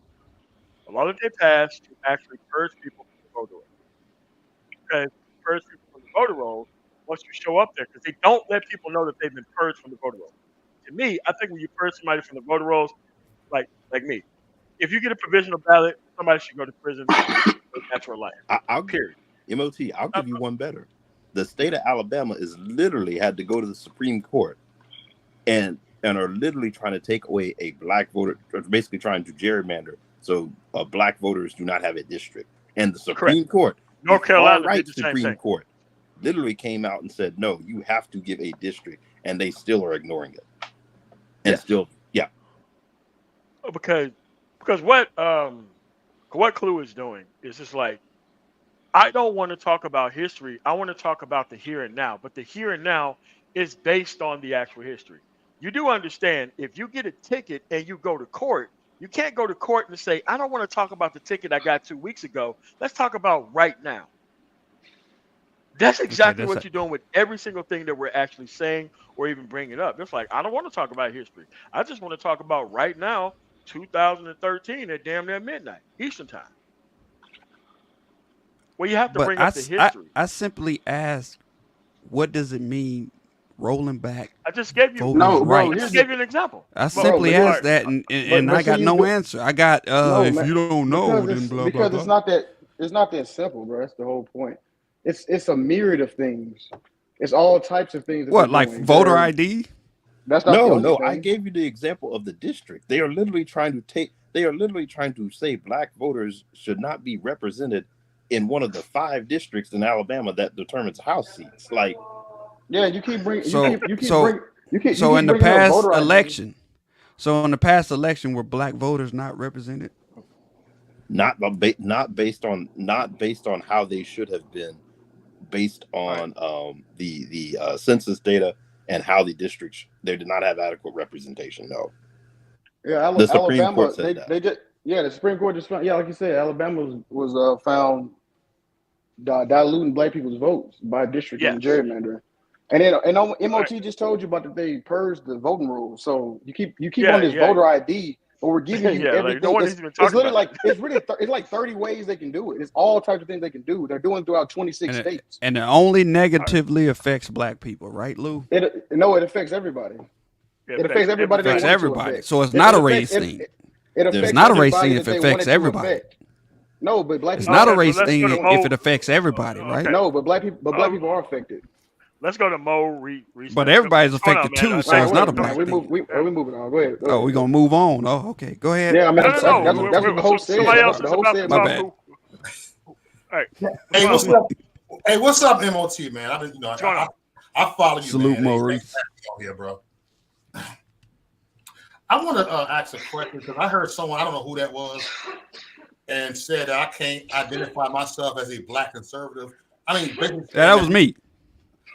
why we can't identify ourselves as a black. I identify myself as a black conservative. I identify myself as a black Trump supporter. You know, a lot of times I have to identify myself as a black Trump supporter in order to red pill them, to bring them over here away from that that Democratic Party, because a lot of them don't know anything. And I have converted many black conservatives because I identify as a black conservative. Well, Maurice, Well, I actually agree with Clue on that because it's actually an oxymoron. Actually, so I actually agree with Clue. Being a black conservative is like oxymoron. I mean, like, what are you I conserving? mean, that's the yeah, way you feel. yeah, Like, I as a agree with black that. person, Yes. what are you conserving as a black person? I have conservative values. Everybody. What is that? Parents, two-parent And household. everything. I don't look. I'm Okay, I mean, I got a free that. speech advocate. Okay, You know, who's against free speech here? We're letting you guys talk. Who's against free the speech? left wing and liberal nuts are against free speech. Oh, because they deleted a YouTube account. It's not. It's just everything, man. I'm talking about jobs and everything. What they do with the pronouns and stuff. But it's only with their agenda. Is it businesses? Are you mad at, like, you talking about businesses? Yeah, Or you it's said, business. like, Okay, you said jobs. You said social media. I'll give you that. Those are private. Those are private I will corporations. give you that businesses. I will say business. I'll give you that. Okay, exactly. So so you can't point to any legislation or bill that Democrats have But passed to stop you're going to anybody go from with speaking. the privately owned companies, right? But can you stick with the topic when I say free speech? I'm a free speech. I am. I'm asking you. Yeah, I'm asking you. Have you seen a bill or legislation that Democrats have proposed that stops people from speaking publicly? But they don't go by it. I'm sorry. Democrats don't go by free speech. How do they don't? They're not for it. That's what I'm talking about. But I think to his point, like what laws have they put in place that have restricted free speech? What I said, when you at work, when you on social media, and when you that's your job. That's a private business. I mean, that's not Democrats. Okay. I know, but listen to me, man. They only with their would Like fit big, their like narrative. tech, like policies on like censorship on social media. That's by company. Like look Yeah, at yeah, Twitter yeah. right now. That's who Yeah, owns the it's a company. private company. Yeah, there's a private company. And I get that. Let them do that. I'm just saying. You know, that's why a lot of us going on Rumble, getting away from this fuckery. So I guess Maurice, that kind of acknowledges though that's like it's a company issue, because if Democrats banned it, you wouldn't even be able to go on Rumble. I mean, you wouldn't even be able to come here either. Yeah, it would be on no social media site, period. It's certain words that I can't say over here. And please believe that I've gotten strikes. I think I know what those words are. But that's a company policy. Like it's not a company policy. It is. Like, hold on a second. Allow me to explain, sir. So how does Rumble get away with it if it's not a company? If it's just they're not getting away with it. If you look deeper, they're not. All right. So let me say this. All right. It is a company-based policy that they don't want certain words, certain issues, certain things said on their platform. They get to do that as a private business. It's their way of saying no shirt, no shoes, no service. No. It's their beliefs that they forcing over there. You gotta think like them. You gotta have their mindset. But couldn't it also be liability too? Private company. Hold on. Hey, well, what's up, you guys? No. Hold on. Hold on. Wait. So, hi guys. I'm with my father. Older BMT. That's BMT, man. What's up, though? Hold on. Like, no. This is very important. I want y'all to hear this. Not that Daddy. He is his father. Yeah. No, Dad. They were talking about sundown towns back in your time, there where blacks couldn't go. You remember those times back then? Like, when you were younger? There was certain like Yamasee out Savannah, Georgia. You didn't go there Macon because there's nothing but rich guys. Yamasee, you heard of Adama? That white man who stole land from the black people? You certain time of night you can't even go to that part of Yamasee. The cops will stop you if they know you black. And like Yazoo City, Mississippi. Yeah, but sir, we were talking about today's sundown towns, not the. We know that they existed back in the day, you think but that not doesn't today. Exist still? Yes, it does. Yes, it does. No, they don't. Hold on. They do. There are no sundown towns in 2023 at all. Hold on. Let us come in Yazoo. You go to Yazoo City. Yes, today. Yazoo City is still a sundown town, man. And white people run you out of there, man. Drive through Bronxville, New York, near me. Roll through there, 11 o'clock at night. Big black. Go ride through there. Go ride through there. You couldn't even go to South Boston this time of year, man. Ask anybody about Avondale Estates here in Atlanta, Black Atlanta. Go through Avondale Estates if you want to, and you're black. See, you're getting pulled over. I live in Atlanta. I go everywhere, all county, Henry County, Fayette County, Fulton County, Cobb County. Have you been through Avondale? I asked you about Avondale. You asked for an example of modern day right now. If you get in your car and you drive through Avondale, which is next to Decatur, very black area, go through Avondale. It's a white stronghold. Go through there and see what happens. Now, they got two cops, one on the left and one on the right. You said it's next to Decatur. Decatur, that's the cow. Next to the cow. You obviously clearly go look it up online. You'll see that everybody knows. Everybody black here knows. I've been in Atlanta for 15 years and I never had a problem. You don't know about through Avondale? These counties. Come on now. You gotta know about after Avondale. 12 midnight. I'm talking about Avondale. Ever. You asked for an example. I gave you one. I can go through there right now. I guarantee you I get pulled over. That's Avondale. Now, Dad, what about when it was coming down for blacks voting back around your time? Was that something that was, or is it gotten any better for you, or are they playing around with the votes? They ain't gonna never be better for us.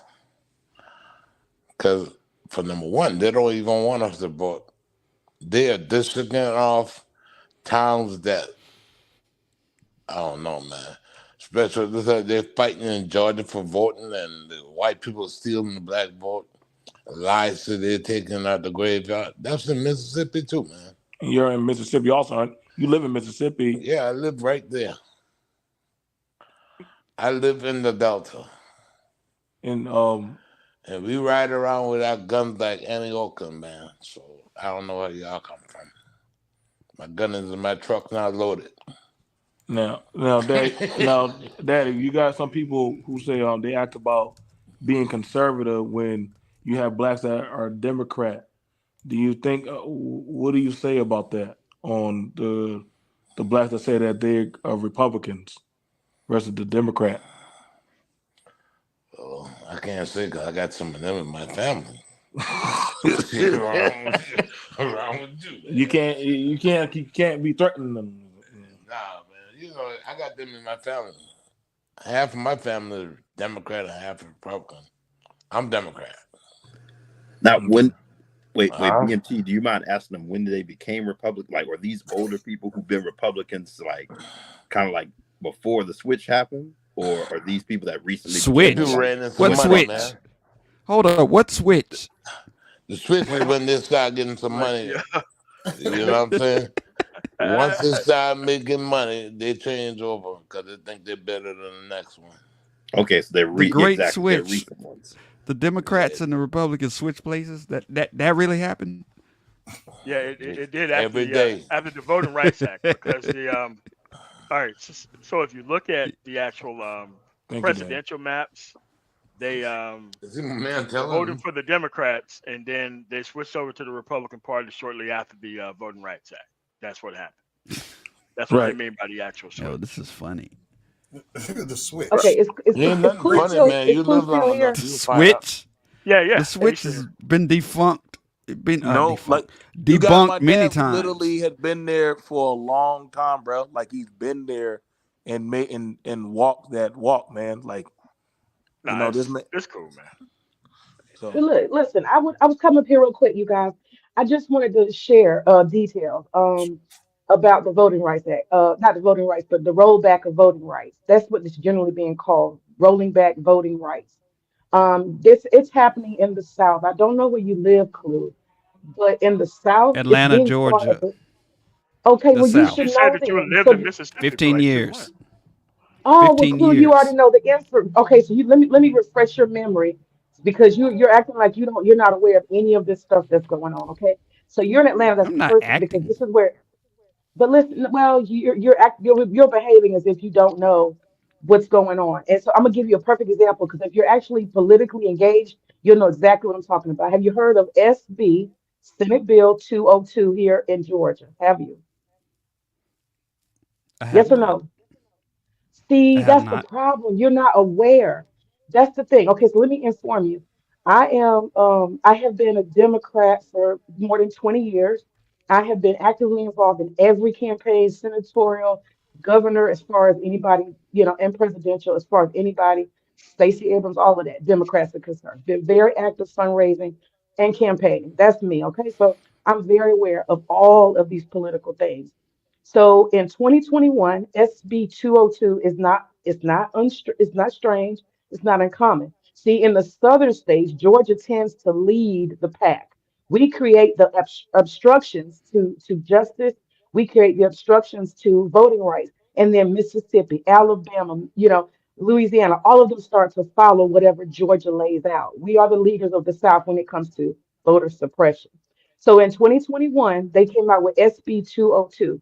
And if you know about SB 202, let me tell you all the things they did to kill the black vote. Why? Because the state has lots of black voter participation and it's turning purple. And they are afraid and they wanted to undo it. So this is what they did. We have 2 weeks that you can do early voting. They want to roll that back. We have weekend voting. They said, oh, we want to roll that back. That voting until 9 o'clock, they want to roll that back. They want voting to end at 6 o'clock. They say that they don't want you to use drop off boxes. You can't do that. They don't want you to vote by mail. They even say so far as if you come and you've been at work all day long and you're hungry and you're tired and the voting lines are really, really long, they don't want anybody. They even put this in a bill. You cannot give water or pizza or any food or any relief at all So to these things anybody. only Not even affect water. black people, correct, May? Well, this is the thing. It's not only that, it's also the fact that they have decided to make it difficult as far as ID. what MOT said also is very Oh, concerning. voter Listen, listen, hold on. ID. That's just one thing, but hold on. Let's The delve next into thing, that. hold on, wait, wait, wait. Next thing, don't just stick on that. You got to look at the totality of why are you rolling all of this back? You redistrict stuff so that you actually push out people who are actually in office next time. So if we have this particular black person who's in office, you cut their district up and they don't have a district anymore. Okay? Those people who've been voting for them for 10 years, they can't vote for them because they're all in new districts now. You eliminate the literal district that those people have voted for that particular representative. You eliminated a position. That's what I'm saying. And so they So cut did up black so the black people is it just black people that decided we don't want voter ID? This is Is what it they that? did. It's Black Atlanta, which is the center city, the capital city of the state, is having humongous turnout for voting. Humongous. And they said, how do we stop them from voting? How can we stop that particular group of people from How voting? does voter And so ID requirements I'm not stop you you see from you want to talk voting? about voter ID. You You're not already trying to see the have an ID. totality. You not All right, trying to see all the right. Clue, totality. clue. Wait, hold on a second, May. Clue. If you Okay. say I'm just trying voter to ID understand one more, how this clue, affects black clue, people only. clue, clue. Yes, sir. Yes, sir. If you say voter ID one more time, I will kick you off of this panel. I won't say it again. Okay. All right, go ahead, So, May.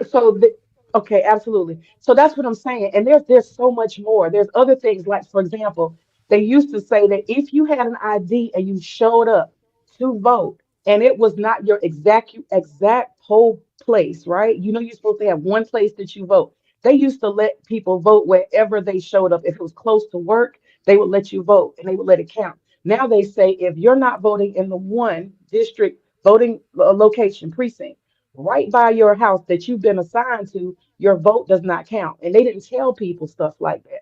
So you had hardworking black folks who would go like right next door to whatever was close to the voting place by their job and not their house, and their votes weren't counting. They were doing all of these things because it's hard to inform people. And what MLT said is correct. They would just say we're purging all the voters. If I'm from 30303, okay, address, zip code. That zip code is all black. We're going to purge all the 3003 or 50% of it. That's They the were West going to End. Yeah, I literal know what that black. is. There you go. Exactly. That's the West End. So they would go in and they would find the zip codes where they had high Democrats, high blacks, particularly in Atlanta, and they would say, we're going to cut 60% of these votes. We're going to say, and you know, they also made it so that anybody can challenge your voting. You can just go and list a whole bunch of people that are from a zip code. You don't even live there. You could be from Savannah. You don't know them people. And you can challenge their ability to vote. And because you challenge their ability to vote, it puts them in a basket where their votes don't count until they can come to the voting center and prove that they are who they say they are and that they actually do have a right to vote. I could do that to you right now. I can find out what your name and your address is, and I can say he cannot vote. I challenge it. And anybody, and so they were doing whole complete counties of zip codes and stuff like that where they had high Democrats. And so the thing is, when you start saying you can't vote on Sunday, you can't vote by mail, you can't vote like what you're trying to do is make sure that the least possible people that vote a certain way, which is hardworking Democrats in urban areas, cannot vote. And it happens to be black in Atlanta. Them rural people, those Republicans and conservatives, they're the kind of people that always went on the day of to vote in person. Because guess what? They don't have to compete with lines. They don't live in urban centers where you got to stand for 4 hours in a line to vote. So that's the thing. You got to see the mechanism. That's what I want to share with you. Look up SB 202 and you will see exactly what we're talking about. They're doing it here, Mississippi, Alabama, Tennessee, anywhere in the South. This is the type of stuff they're doing to stop particularly black voters from voting. There you go. M- I MOT. gave it to you. How is voter ID a poll tax? MOT. Yeah. Did I not tell him that? All right, so all right, so here's the thing. He doesn't understand the issue. He's never going to understand the issue, and that's just the end of it. At the end of the day, he doesn't understand any of these things.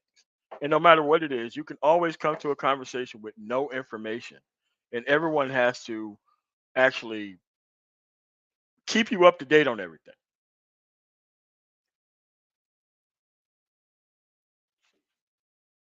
Now, Clue, you're being blocked at this time. You're being blocked at this time. Now you're being blocked by me. All right, but I ain't got no time for that shit. At the end of the day, learn about these things, so that way it's not an issue for you. All right. At the end of the MOT, he day, didn't want to know. He didn't want to know. no, no, it doesn't matter whether he does want to know or he don't want to know. At the end of the day, he just kept saying, no matter what it was, voter ID, voter ID, voter ID. Okay, the voter ID thing is like, look, I know you need an ID to buy cigarettes and alcohol. However, in the Constitution, there's not supposed to be a poll tax of any kind. So by making an ID something you have to pay for, be part of the actual voting process, that is literally a poll tax. Now, if you gave people IDs for free, it wouldn't be a poll tax. Okay, that's all it is. It's not even that big of a deal. So people are like, oh, you need an ID to like to buy a gun. Like, yeah, you do, but you don't need an ID to vote. It's like, no, you shouldn't, unless you're giving IDs out for free. Then it's not really all that much of an issue.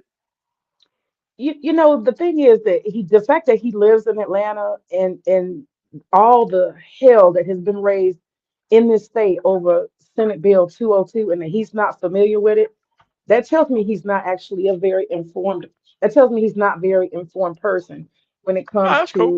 to politics. You know what I mean? So No, he does not that's even cool. have the background to even actually be aware of anything. He's not, or he's just not, he's not aware. So he couldn't know Yeah, because he didn't want to know. but his idea Yeah. is to deny history and talk about right now, and that's just not how things work.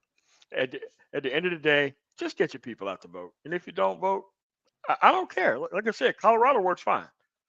They don't need the black vote out here. The more shit you did for black people, they stop showing up. That's what happened. Yeah. Yeah. MOT, I wanted to propose an idea, and I want to see. I really do want your feedback. I thought about this the other day when you were talking. All right, For good. me, yeah, for me, I'm having such a struggle. I have been a Democrat, but I definitely have conservative values, and I guess I was Democrat or have been a Democrat because I kind of was born into that. It's kind of like religion in a way, but I don't like the personas of the Republican Party, the Trumps and the. I can't overlook the racism. I'm having a real, Yeah, no I one just can. can't. I mean, no reasonable person can, unless you like a business-based Republican, and that type of shit don't affect you. You have your own access to banks and all that kind of other shit. But yeah, I get it. I mean, at the end of the day, I mean, it's very clear to me that I don't want to live in a whole bunch of conservative areas in Colorado. A whole bunch of them. I do not want to live in. I do not want to be around those people. I don't want to do none of that shit. So to me, it don't matter. It's just I can explain why I am where I'm at, and I can point to the areas where I don't want to live. Just wait till it snows. You'll Right, figure it right. out. You'll figure it. Yeah, To me, it's not a big deal. I look at it. yeah, Who's for the Voting Rights Act and who's against it? yeah. Pretty It's easy. hard for me right now though because I don't I almost want to sit out the vote. I'm really unhappy with Biden. And as Well, somebody who, okay, all right. what are So, your thoughts okay, about it? hey, that's your decision. I'm not here to talk you into democracy or out of it. It's a No, I believe in participation based thing. democracy, clearly. No. But what I'm saying is, it's not Australia. You're not forced to vote. You can do whatever you want to in your city. It's not my job to, and not my real predilection to convince you to sit this one out and vote because people sat out the vote for Hillary Clinton in 2016. Now we have a 7-2 Supreme Court for the next 30 years because people didn't want to show up to simply vote. So if you have issues with corporations polluting water, remember they overturned that. The EPA can't regulate how much pollution that actual companies can do. I mean, it's like there are a cost to everything. I I mean, see what this you mean. this Yeah. and it's like, look, I want to participate because I have the right to. I fought for the right to, right? And that's why I'm going to participate. If you don't want to participate, if you want to support a third party, that's something that and it's like, look, I don't get the disappointment with Biden thing. I think that is really crazy because the economy is better, all this other stuff. And I don't get the disappointments with Biden other than the optics. Because if you look at the numbers and you look at what's been passed, it's really not that big of a deal. Not to me. I don't even. I'm like, I don't even spend that much Yeah, I time on guess it. I'm looking at the Voting Rights Act. I'm looking at stuff that even he couldn't necessarily do, which is rolling back affirmative action. I know that was the Supreme Court, These are the but things that happen when you don't show up, though. right, you're right. You're right. Yeah. You're right. Like, I've always like it has voted a and I've always cascading effect. participated, but I just Correct. this I'm just so frustrated. And I'm just like, I don't know, but then if Trump is if he wins, then I'm like, did you really help yourself or not? Yeah, You know? yeah, but Biden is a he's not he's more to the right than Trump is. He is, Huh? clearly. I mean, no, he's been pulled to the left by his presidency, but that's never been his voting block. I mean, he's pretty much like Tim Kaine, pretty much, if you looked at his Hmm. voting record. And it's like, there's a whole lot that can happen if you don't show up. Like, Mississippi is a place that is pretty much on the actual thing. If you don't show up, a lot of stuff can happen if you don't show up. And I just know I'm not taking a chance on these people doing anything in my state. If they want to be on that crazy stuff, I'm going to be there fighting them every single time that I can participate. I am going to. Because if these people get to show up, no matter what's on the ballot, no matter what the legislation is, they always have bad ideas. I'm going to be there and fight them tooth and nail. I want to be responsible for the society that I live in, whether anybody else participates or not. Well, the Very, other very point well taken. Point well taken. Very, very well taken. Thank you. the one thing I wanted to add too is with the like with Biden. I understand. Actually, I don't quite understand people and like they don't like him as a candidate, but I'm like, when have people ever really like 100% just loved a candidate running for president? I feel like there's always trade-offs with each one. And if you have to look at just like sheer legislation that has been passed, he's passed more significant legislation than any president since Johnson. Now, Yes. granted, some of that you're not going to feel for a couple of years, just because like Yeah. Yeah, some three or of these 4 years. infrastructure things, like I think the infrastructure bill, I don't even think that some of the spending doesn't even kick in for some things to like 2026. So it's over a period of time. There's going to be a lag on some of those things. Like I said, some of those, like the CHIPS Act, some of the factories they're building, places like Kentucky, other places. So I think people have to look at the record and then go look at. I mean, if like I said, if you look at legislative record, I mean, the only thing that Obama really has on Biden is Obamacare. I mean, that's it. Outside of like, as far as just like this significant impact of legislation, um, but Obama didn't get an infrastructure bill. Nope. Obama didn't get the CHIPS Act. Obama did Nope. not get you did not get the stimulus that Biden was able to get under the CARES Act. So I mean, it's I get people aren't happy, but I'm like, when have people ever been happy on just like one presidential candidate? Like, oh, this is the perfect candidate. I want him. Because my question would be, who would be the alternative? If you don't want Biden, if you don't want Trump, who do you want? Yeah. Did she drop? What happened? Did she drop? Yeah, someone came up. I can't see who it is though. No, it's BMT. Came back. I was just sitting here with my dad, and he was telling me about the Delta and everything, and Yeah. different other stuff. I was just talking with him. We were just listening, and he was telling me more about voter ID. And Yeah, and like Freeman Journal just said, the court already forced states to offer voter ID if the state requires ID. Dude, that's not true. Like, dude, you have to pay for your driver's license or ID in every state in the union. That stuff is not free. You don't get to show up to dude, even a replacement driver's license costs money. So you can't say that. Like, that's why I mean that it's a poll tax and people don't understand the poll tax issue because voting is supposed to be free. The participation in the process is supposed to be free. And if you allow there to be anything that stands in the way of free voting, you have to offer or supposed to offer free ID for people to participate in the process. And we know there's no state in the union I know of. Colorado, your ID is not free. that a lot of us block ourselves. Once you go to prison, you lose that right. Yeah, of course you lose the right to vote if you go to prison. And I only think like because like as soon as the Republican Party lost in Virginia, the Virginia governor reinstated the felons can't vote type of nonsense in Virginia. As soon as he lost, as soon as they got hammered, by the way.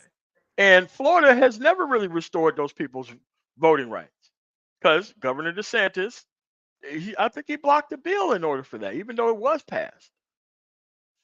State. There's so many red states that mean Republican runs it. Until the black men and the black women, the young generation get out and go vote, it ain't gonna change. We change it. If we don't react, the Republicans are gonna take over. What Of about course. what about men that are telling young black men there's no point in voting? Well, you know, them the one that ain't got nothing and they don't care if the Yeah, they don't second care. generation. You know what I'm saying? That's that generation that, like, when we went out and vote 2 weeks ago, and I went up under the tree, I said, man, y'all should go right to the poll and vote. Daddy, you already voted? Yeah, Oh, okay, well, good job for you, Daddy. I do vote. Though I vote for my grandkids. I ain't voting for me because they can't stop my check. I'm glad you always voting, Daddy. I'm glad you always Yeah, voting. I vote every time it open. But I'm telling the younger generation, you got to install it in your kids. You, Yeah, I'm you not. have to. I'm not voting for me because I'm looking at the generation that the stuff that we got free when I went to school. Now they got paid for it. No, we didn't have it easy when we went to school. You ever took a pancake for lunch at school? Pancake and peanut butter? I ate that for lunch. Now they give them hot lunch. And the only reason they go now is because they're getting the free lunch. You know, and they're trying to cut that out, man. If they let the Republicans get back in that office, the kids will never have hot lunch. Especially No, I mean, they all want to these cut all that mothers, stuff out. They've all always these had one mothers. to cut it out. But see, these mothers, some of these girls that are having these kids and want to call themselves women, by having a baby don't make you a woman. You got to raise that kid. Because when kids are raising kids, they can get left behind, man. Mississippi, man, we got Yeah, I know. 13 Yeah, and it's it's 14 it's years it's god old. awful there. You know what I'm saying? We got 14 and 13 years old call themselves women, right? But they're Yeah, sitting they on have their kids down mama there very couch. early. They're on their mama couch. I told this girl out there, I said, I said, you got a long ways coming, girl. You didn't see hard time yet. You out here prostituting, trying, and still ain't taking care of your kid. I'm a woman. That don't make you a woman because you can lay it on. No, now this thing where you was talking about how some blacks felt they needed to trend that they when they said that the Republicans have always taken care of the blacks. Was that a thing back then? That the Republicans were always taking care of the blacks? Now, Republicans never took care of us. They try to take away from us. The less they can give you, man. You know, the Republican ain't gonna give you nothing, boy. They ain't gonna never give us nothing. Nothing. I mean, no, they give stuff to corporations. That and, and they actually help corporations and they help themselves. And it's kind of like if Nikki Haley was not governor, she wouldn't be a multimillionaire. Like there is no standpoint for her to even be on a board of a company if she wasn't a governor, giving them tax cuts and breaks and all this kind of other stuff. And then Mickey they Hill turn did around that and put her because ass of on a board. farm, man. Yeah. Mickey Hill, she came from Alaska, wherever she came from. She was a farmer. And she started, and then when Donald Trump drawed her over here, when she started what a party name that she started, Tea Party or something like that. Uh, All Yeah, I them mean, rich like boys. that's what she got. that's when she got elected. Yeah, she kind of jumped on that train with those people. But now, I mean, the Tea Party and everything else just been folded into the conservative movement. So, and there ain't nobody who actually thinks that those people are gonna be doing something for them either. So that's just where I'm at with it. I don't. Yeah, I want nothing to do with those Y'all that younger or those brothers, man, people. y'all to push each other, man, to go out there and vote and stuff, man. No, I go out there and a couple other older guys, even some of them guys in the organization, they got friends that they go campaign for. And I got one of my buddy, he stayed broke, but he campaigned for what's that black senator from oh man, from Mississippi. He get a lot of money in Mississippi, but he be kissing a lot of butt. Yeah. You know, that white girl shoot him down a lot. The one that him and the mayor is real tight. Donald Trump right hand man gal. I don't follow politics too much because I hate it when I get mad. Yeah. You getting too old. You getting too old. That's the thing. Yeah. Like I said, the one of the questions that Man of Tomorrow asked was why are black conservatives jumping on the conservative bandwagon now versus being Democrat? You got a thought why they doing that, Dan? All depends on who's sleeping in the house with them. If they got a white wife, they're gonna follow her. How you gonna just jump to that logic? Gee, white he can't go over that woman's house unless he go on the slave side. That's the straight logic you just jump straight to. I watched Okay. it. I I have to correct watched it. something. I have I, to correct something in the chat. Go All ahead. right. Go ahead. Freeman's Journal. All right. What you just brought up is half true. In Texas, do they offer a free voter ID? They do offer you a free voter ID if you don't have any other ID, which means no driver's license. If you have a driver's license, you cannot get a free voter ID. So, yes, it still costs you money to get a voter ID. Yes, this is right here in through the Texas. council, man. Yeah. That's how they So, know so, the people live in that so state. Freeman's Journal. So if you ever had a commercial driver's license or a driver's license, you do not get a free voter ID. You only get a voter ID if you never had any other type of ID. So yes, it's still a poll tax, Freeman's Journal. And I just proved it, and I just pulled up the proof for you right there. So now I just looked it up. It's just really not that hard. So what do you have to say for that, Freeman's Journal? Life because I was in the military. Yeah. I I had a well, I had my license since I was 13, and I got in the military. Then I started driving 18-wheeler, and I've been all over the world driving 18-wheeler. I just gave my CDL up, but 8 years, 9 years ago. Okay. Now the thing about it was, I think they asked about is about when it comes down to blacks, they worry themselves too much about race or the housing act or pretty much poll taxes, that those things are not a problem today for blacks or the house, the EEOC or why should blacks integrate? Those are problems that we're having.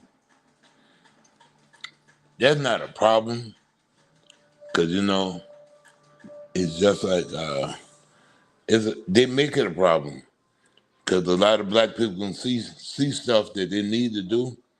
That's how they put it aside. Then when they do try to correct it, it's too late. That's like having a driver's license.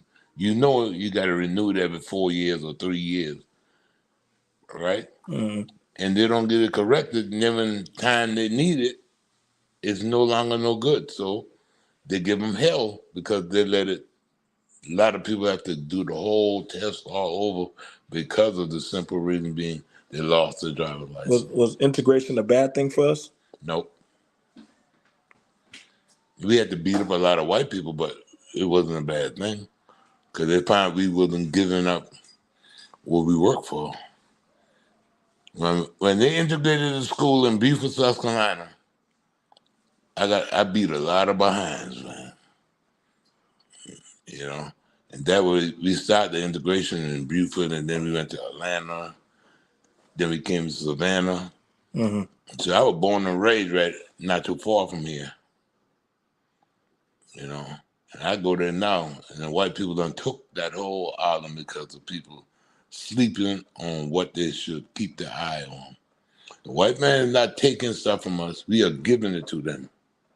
Yeah, but not showing up. That's the only You, thing that upsets you me. understand what I'm saying? What I'm Yes, saying sir. is No, right. I do It's true, understand. right? Right? They're not taking it like I told my sons and them. I said, "We got some land over here. I'm gonna give it to you all, but I'm gonna still have my eye on it because I ain't gonna watch y'all lose it." Mm-hmm. You understand? You can give it to them, but you got to still till you see them Prove himself. gonna maintain what my mama and all them work for. I just can't see the white man take it from them. You know, 'cause we work hard for that.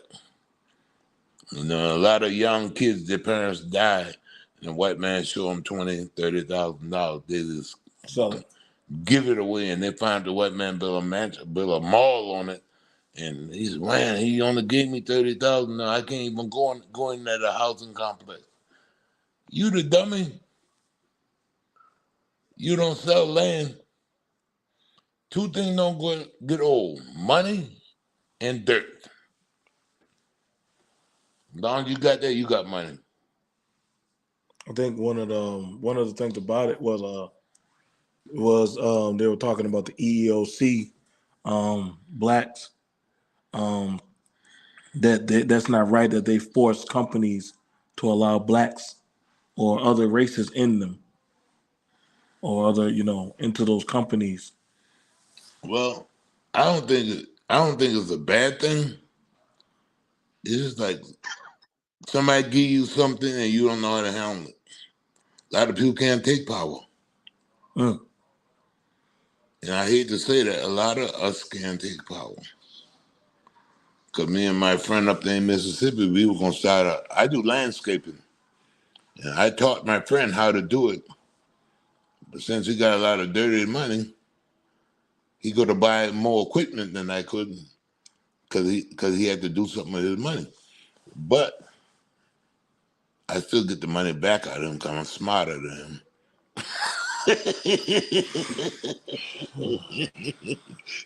You get outsmart people, man. If somebody give you an idea, you should be thankful and let that person teach you how to grow. Just because you got the equipment, that ain't mean you got the wisdom to go with it. MOT, is there any question you want to ask my father? Uh, yeah. I mean, like, other than obviously Yazoo City, Why you keep which is going a back to sundown town. Yazoo, man? I mean, You because got a it's woman about up where I there? live at. Huh? I mean, you don't know nobody want to drive through Yazoo City, man. You know if it's after 9 o'clock, you're gonna get pulled over, and you're gonna get that. You must have got You a laugh question, because you know Yazoo, it's man. true. You know it's true though. Yazoo is a tough place, man. Yeah, it is. I know. Where you from? Greenwood. Yeah, you right across the water. Yeah, I know. Yeah, Yeah, man. yeah, I'm from the Delta, man. yeah. Originally from Swiftwater, but yeah, Greenwood, and moved to Greenville and Indianola and Cleveland. Yeah, I'm from the Delta. I'm from Shelby, Clarksville, Cleveland, Indianola, Greenwood, Jackson. Arkansas. Yeah. So I know my way around there. I only been there 13 years. I drove truck through there a lot before I moved there. Oh shit. Hold on. Yeah, Mo, what's going on, man? Oh shit. Hold on. I actually.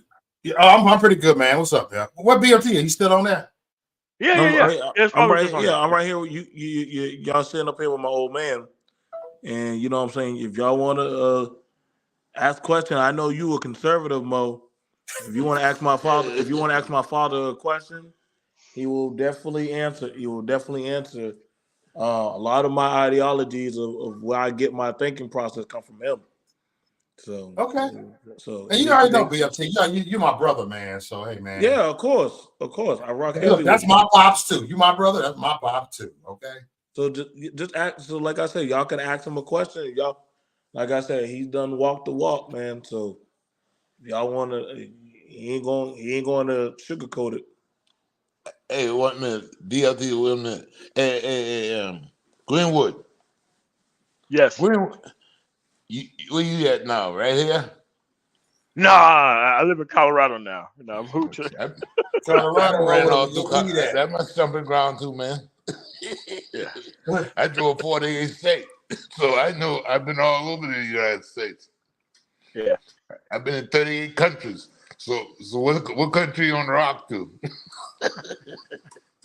Nah, I've man. been, I was stationed overseas for my first station in Germany, and I kind of went to all the European nations. yeah, I Some stationed Wild some Asian Flickers. nations. Yeah. I've been to Hey, Wild Flickers, Frankfurt, Berlin. You know, I've been all over there. Istanbul. Hmm. Hmm. Hey, bro, I'm about to Istanbul's pull off nice. here. I just came in because I ain't want to look like I'm rude that I just dipped off, had a phone call. So I just, I come back over here, I have things going on. So just want to give everybody a shout out. Like, hey, I ain't just jumped off. No, Nah, no, that's no, cool, man.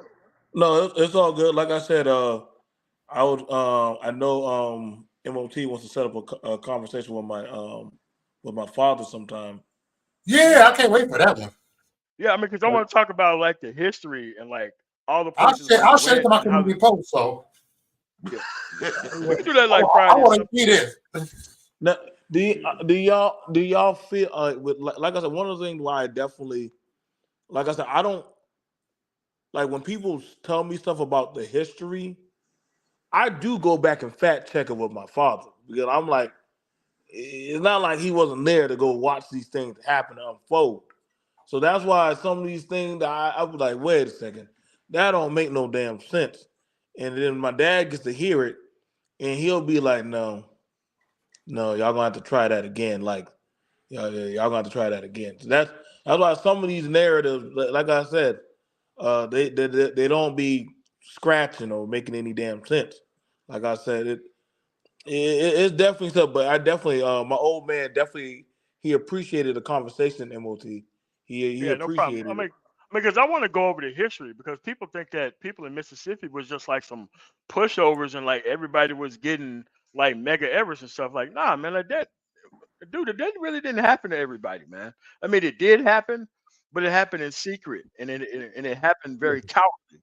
Like they didn't just walk into these towns and I mean, like sometimes they did that, but that's really what I want to talk about is that time period of your father actually growing up and how it was then because you got a lot of people who just want to deny the history and think that we just jumped out the gate and everything was equal all of a sudden. So I want to actually go over how it was when he was going to school, how it was when he got in the military, how it was when he got out, what was it like during the Vietnam, what was it like during because he was working age, probably definitely during like the Reagan era. Like I want to talk about the history because he votes in every election, and I wanted to know what it's like on the ground for the history of all those eras. That's what I want to talk about because that'd be very Okay, interesting. if you try to break down that right, see, Yes. I lived in all. I didn't wasn't stationary after I got out of the military. After I had my kids, Josiah and them, I got on the highway. I lived in my truck for like 18 years. Was it really? Yeah, wow, it Okay. was. He I, did 18 years on the road. Wow. I lived in my truck, so I had to vote by because now absentee Absentee. ballot. Yeah, Yeah, absentee. I just stopped back voting regular about 15 years ago. But he still voted every time he got a You chance. know, I did vote. I made my vote count. You know, other Was than you that, always in Mississippi the entire time? nah, I traveled 48 states in the United States. I lived in Oh no, 18 years. no. I'm talking about for voting. No, I mean not Yeah, traveling, yeah. but From just the for voting. whole Oh, time okay. I got out, I was in the Delta. Yeah, he Oh, okay. spent a good portion of his time traveling, brother Oh, okay. MOT. That he spent majority of his time working. This is the working class man right here. You And he know, ain't never sat on the All right. ass. I didn't sit down under no table, but when I did retire, only thing I kept a pocket full of money and a gas tank full, and I go when I feel like and come back when I feel like So what year was it when you went in the military? I mean, did you serve in any war areas, like during any I was conflicts? in Vietnam era. Mostly I Okay. hanged around body bags. Okay. Hmm. I had too much cousins in Vietnam. Did it? You had a certain amount of family member they won't let you go in. Yeah, I know. I know about that rule. What year did you go in, and what year did you get out? 72, 72, 73. I stayed in until wow. I ain't know, man. I know it's hard to Did you remember get our whole. drafted? Did you get Now, drafted? now, man. They did when did they start the draft around? What They when they started the draft, but I wanted to get away from home. I volunteered. Oh, okay. Yeah, I did too. Like I left Because graduation night to go to the Air it Force. takes that. My parents were working me so hard, so I was I'm all going to service. Oh yeah, yeah. Because we was out there on the like my uncle's farm and my grandfather's farm out there. You So know what yeah, I'm man. saying? Like We were the new you get your slaves. work on. Yeah, yeah. Yeah, No we doubt. were the new slaves. So I do understand No to get doubt. away from that. So you understand where I'm coming from? it was Oh easy. yeah. I mean, 'cause, you have to do like 5 miles of corn. Yeah, it's yeah, it's a So lot of yeah. work. But sometimes I wish I never left because I lost a lot of stuff because I left. Because I'd have been owning that farm and be sitting back filthy rich now.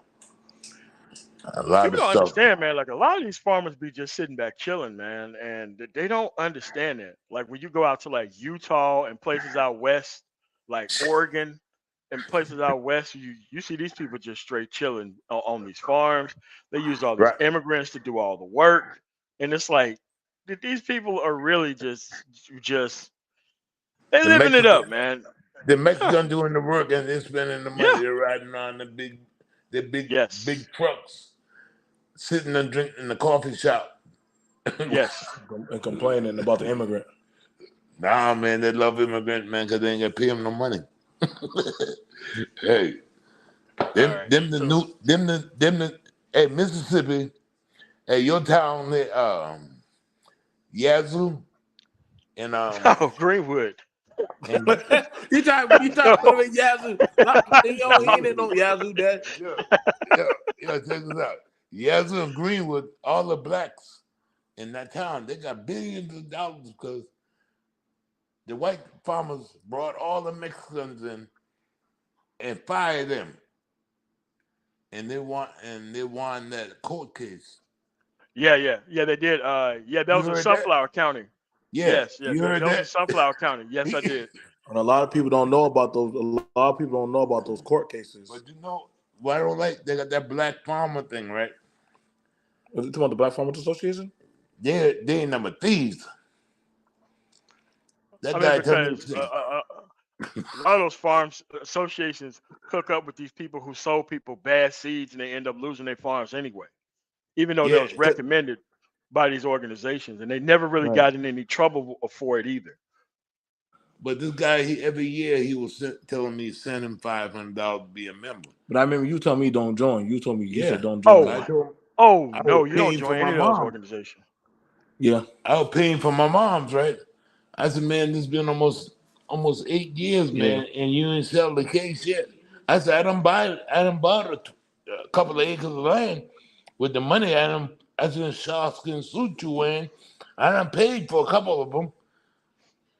He ain't called me no more. Yeah, you even told Yeah, me not to do it's like that, and like I don't donate to OIDA either because it's it. their job to make sure like they're honestly lobbying, and you pay them every month, and then they don't do anything, and then there's like more and more restrictions at the DOT, and it's like, man, why are we paying you if you're not actually out there going out there and actually lobbying things? Because when DOT come out with regulations, that's just the end of it. No, Man, there ain't really no way DOT, to even fight that. DOT is outright taking people land now. Oh yeah, I know. Because these people in Memphis, this black lady had like 40 or 50 acres of prime land. Shit, they ran the highway through her land and she couldn't do nothing, man. They want to just Oh pay yeah. her minimum money for it.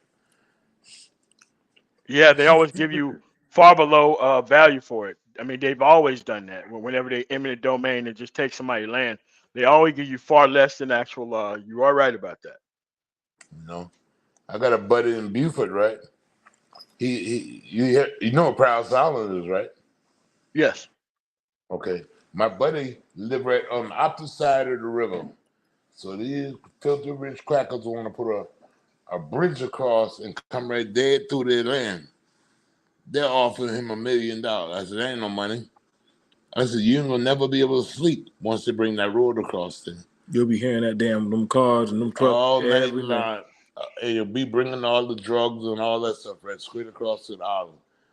I said, they trying to put y'all out. So he ain't selling land. And people try to do everything in their power. He said, man, right in this Yeah. man. I'm not trying to live on the other side of that river. There is too much wildlife over there, and I ain't trying to get ran up on by no wild boar or the black bears or none of that stuff How you over can talk there. that crap, man? You got that in Greenwood. No, Y'all two I'm have saying too I much in have been on common, the other man. side of the river. I'm gonna have to leave y'all two together and y'all go on the road or something. Listen, Y'all two like to travel and talk shit about people who don't do shit. Yo, man. I'm glad y'all found each other's Yeah, friends. I'm gonna be hitting that road tomorrow night, man. yeah. Yeah, going back to Mississippi. I miss my house. I miss my football game. Ain't nothing like putting in your own yard and I call before I get there and see the pot is already done. Let me know MOT when you want to set up something, and I'll start teaching my dad how to get it squared away. So that way, I know you'll definitely want to do a That'll talk on probably be distance. Saturday. Yeah, yeah. Okay. It'll probably be Okay. Saturday He should because he's been in be back. Mississippi the whole time. So it'll be a good historical conversation, Right. from where he was until like now, because nothing really has changed. But people really need to know how even more messed up this stuff was even way back then. Hey, tell them once you get that land sale, when we put some B&L, they have the double test where he come on down and see how to real I, get her. I think that would definitely be an honor to have him definitely there when we get the land settled. I think that would I definitely mean, be a because good he's in the Delta, so he knows that stuff really haven't changed all that much.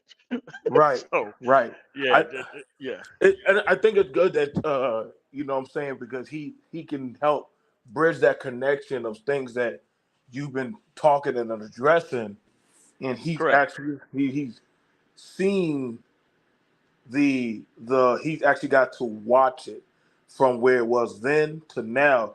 That's why I've never known a year my dad missed voting, even when he's Yeah. driven his truck. That man votes religiously. Like he gets.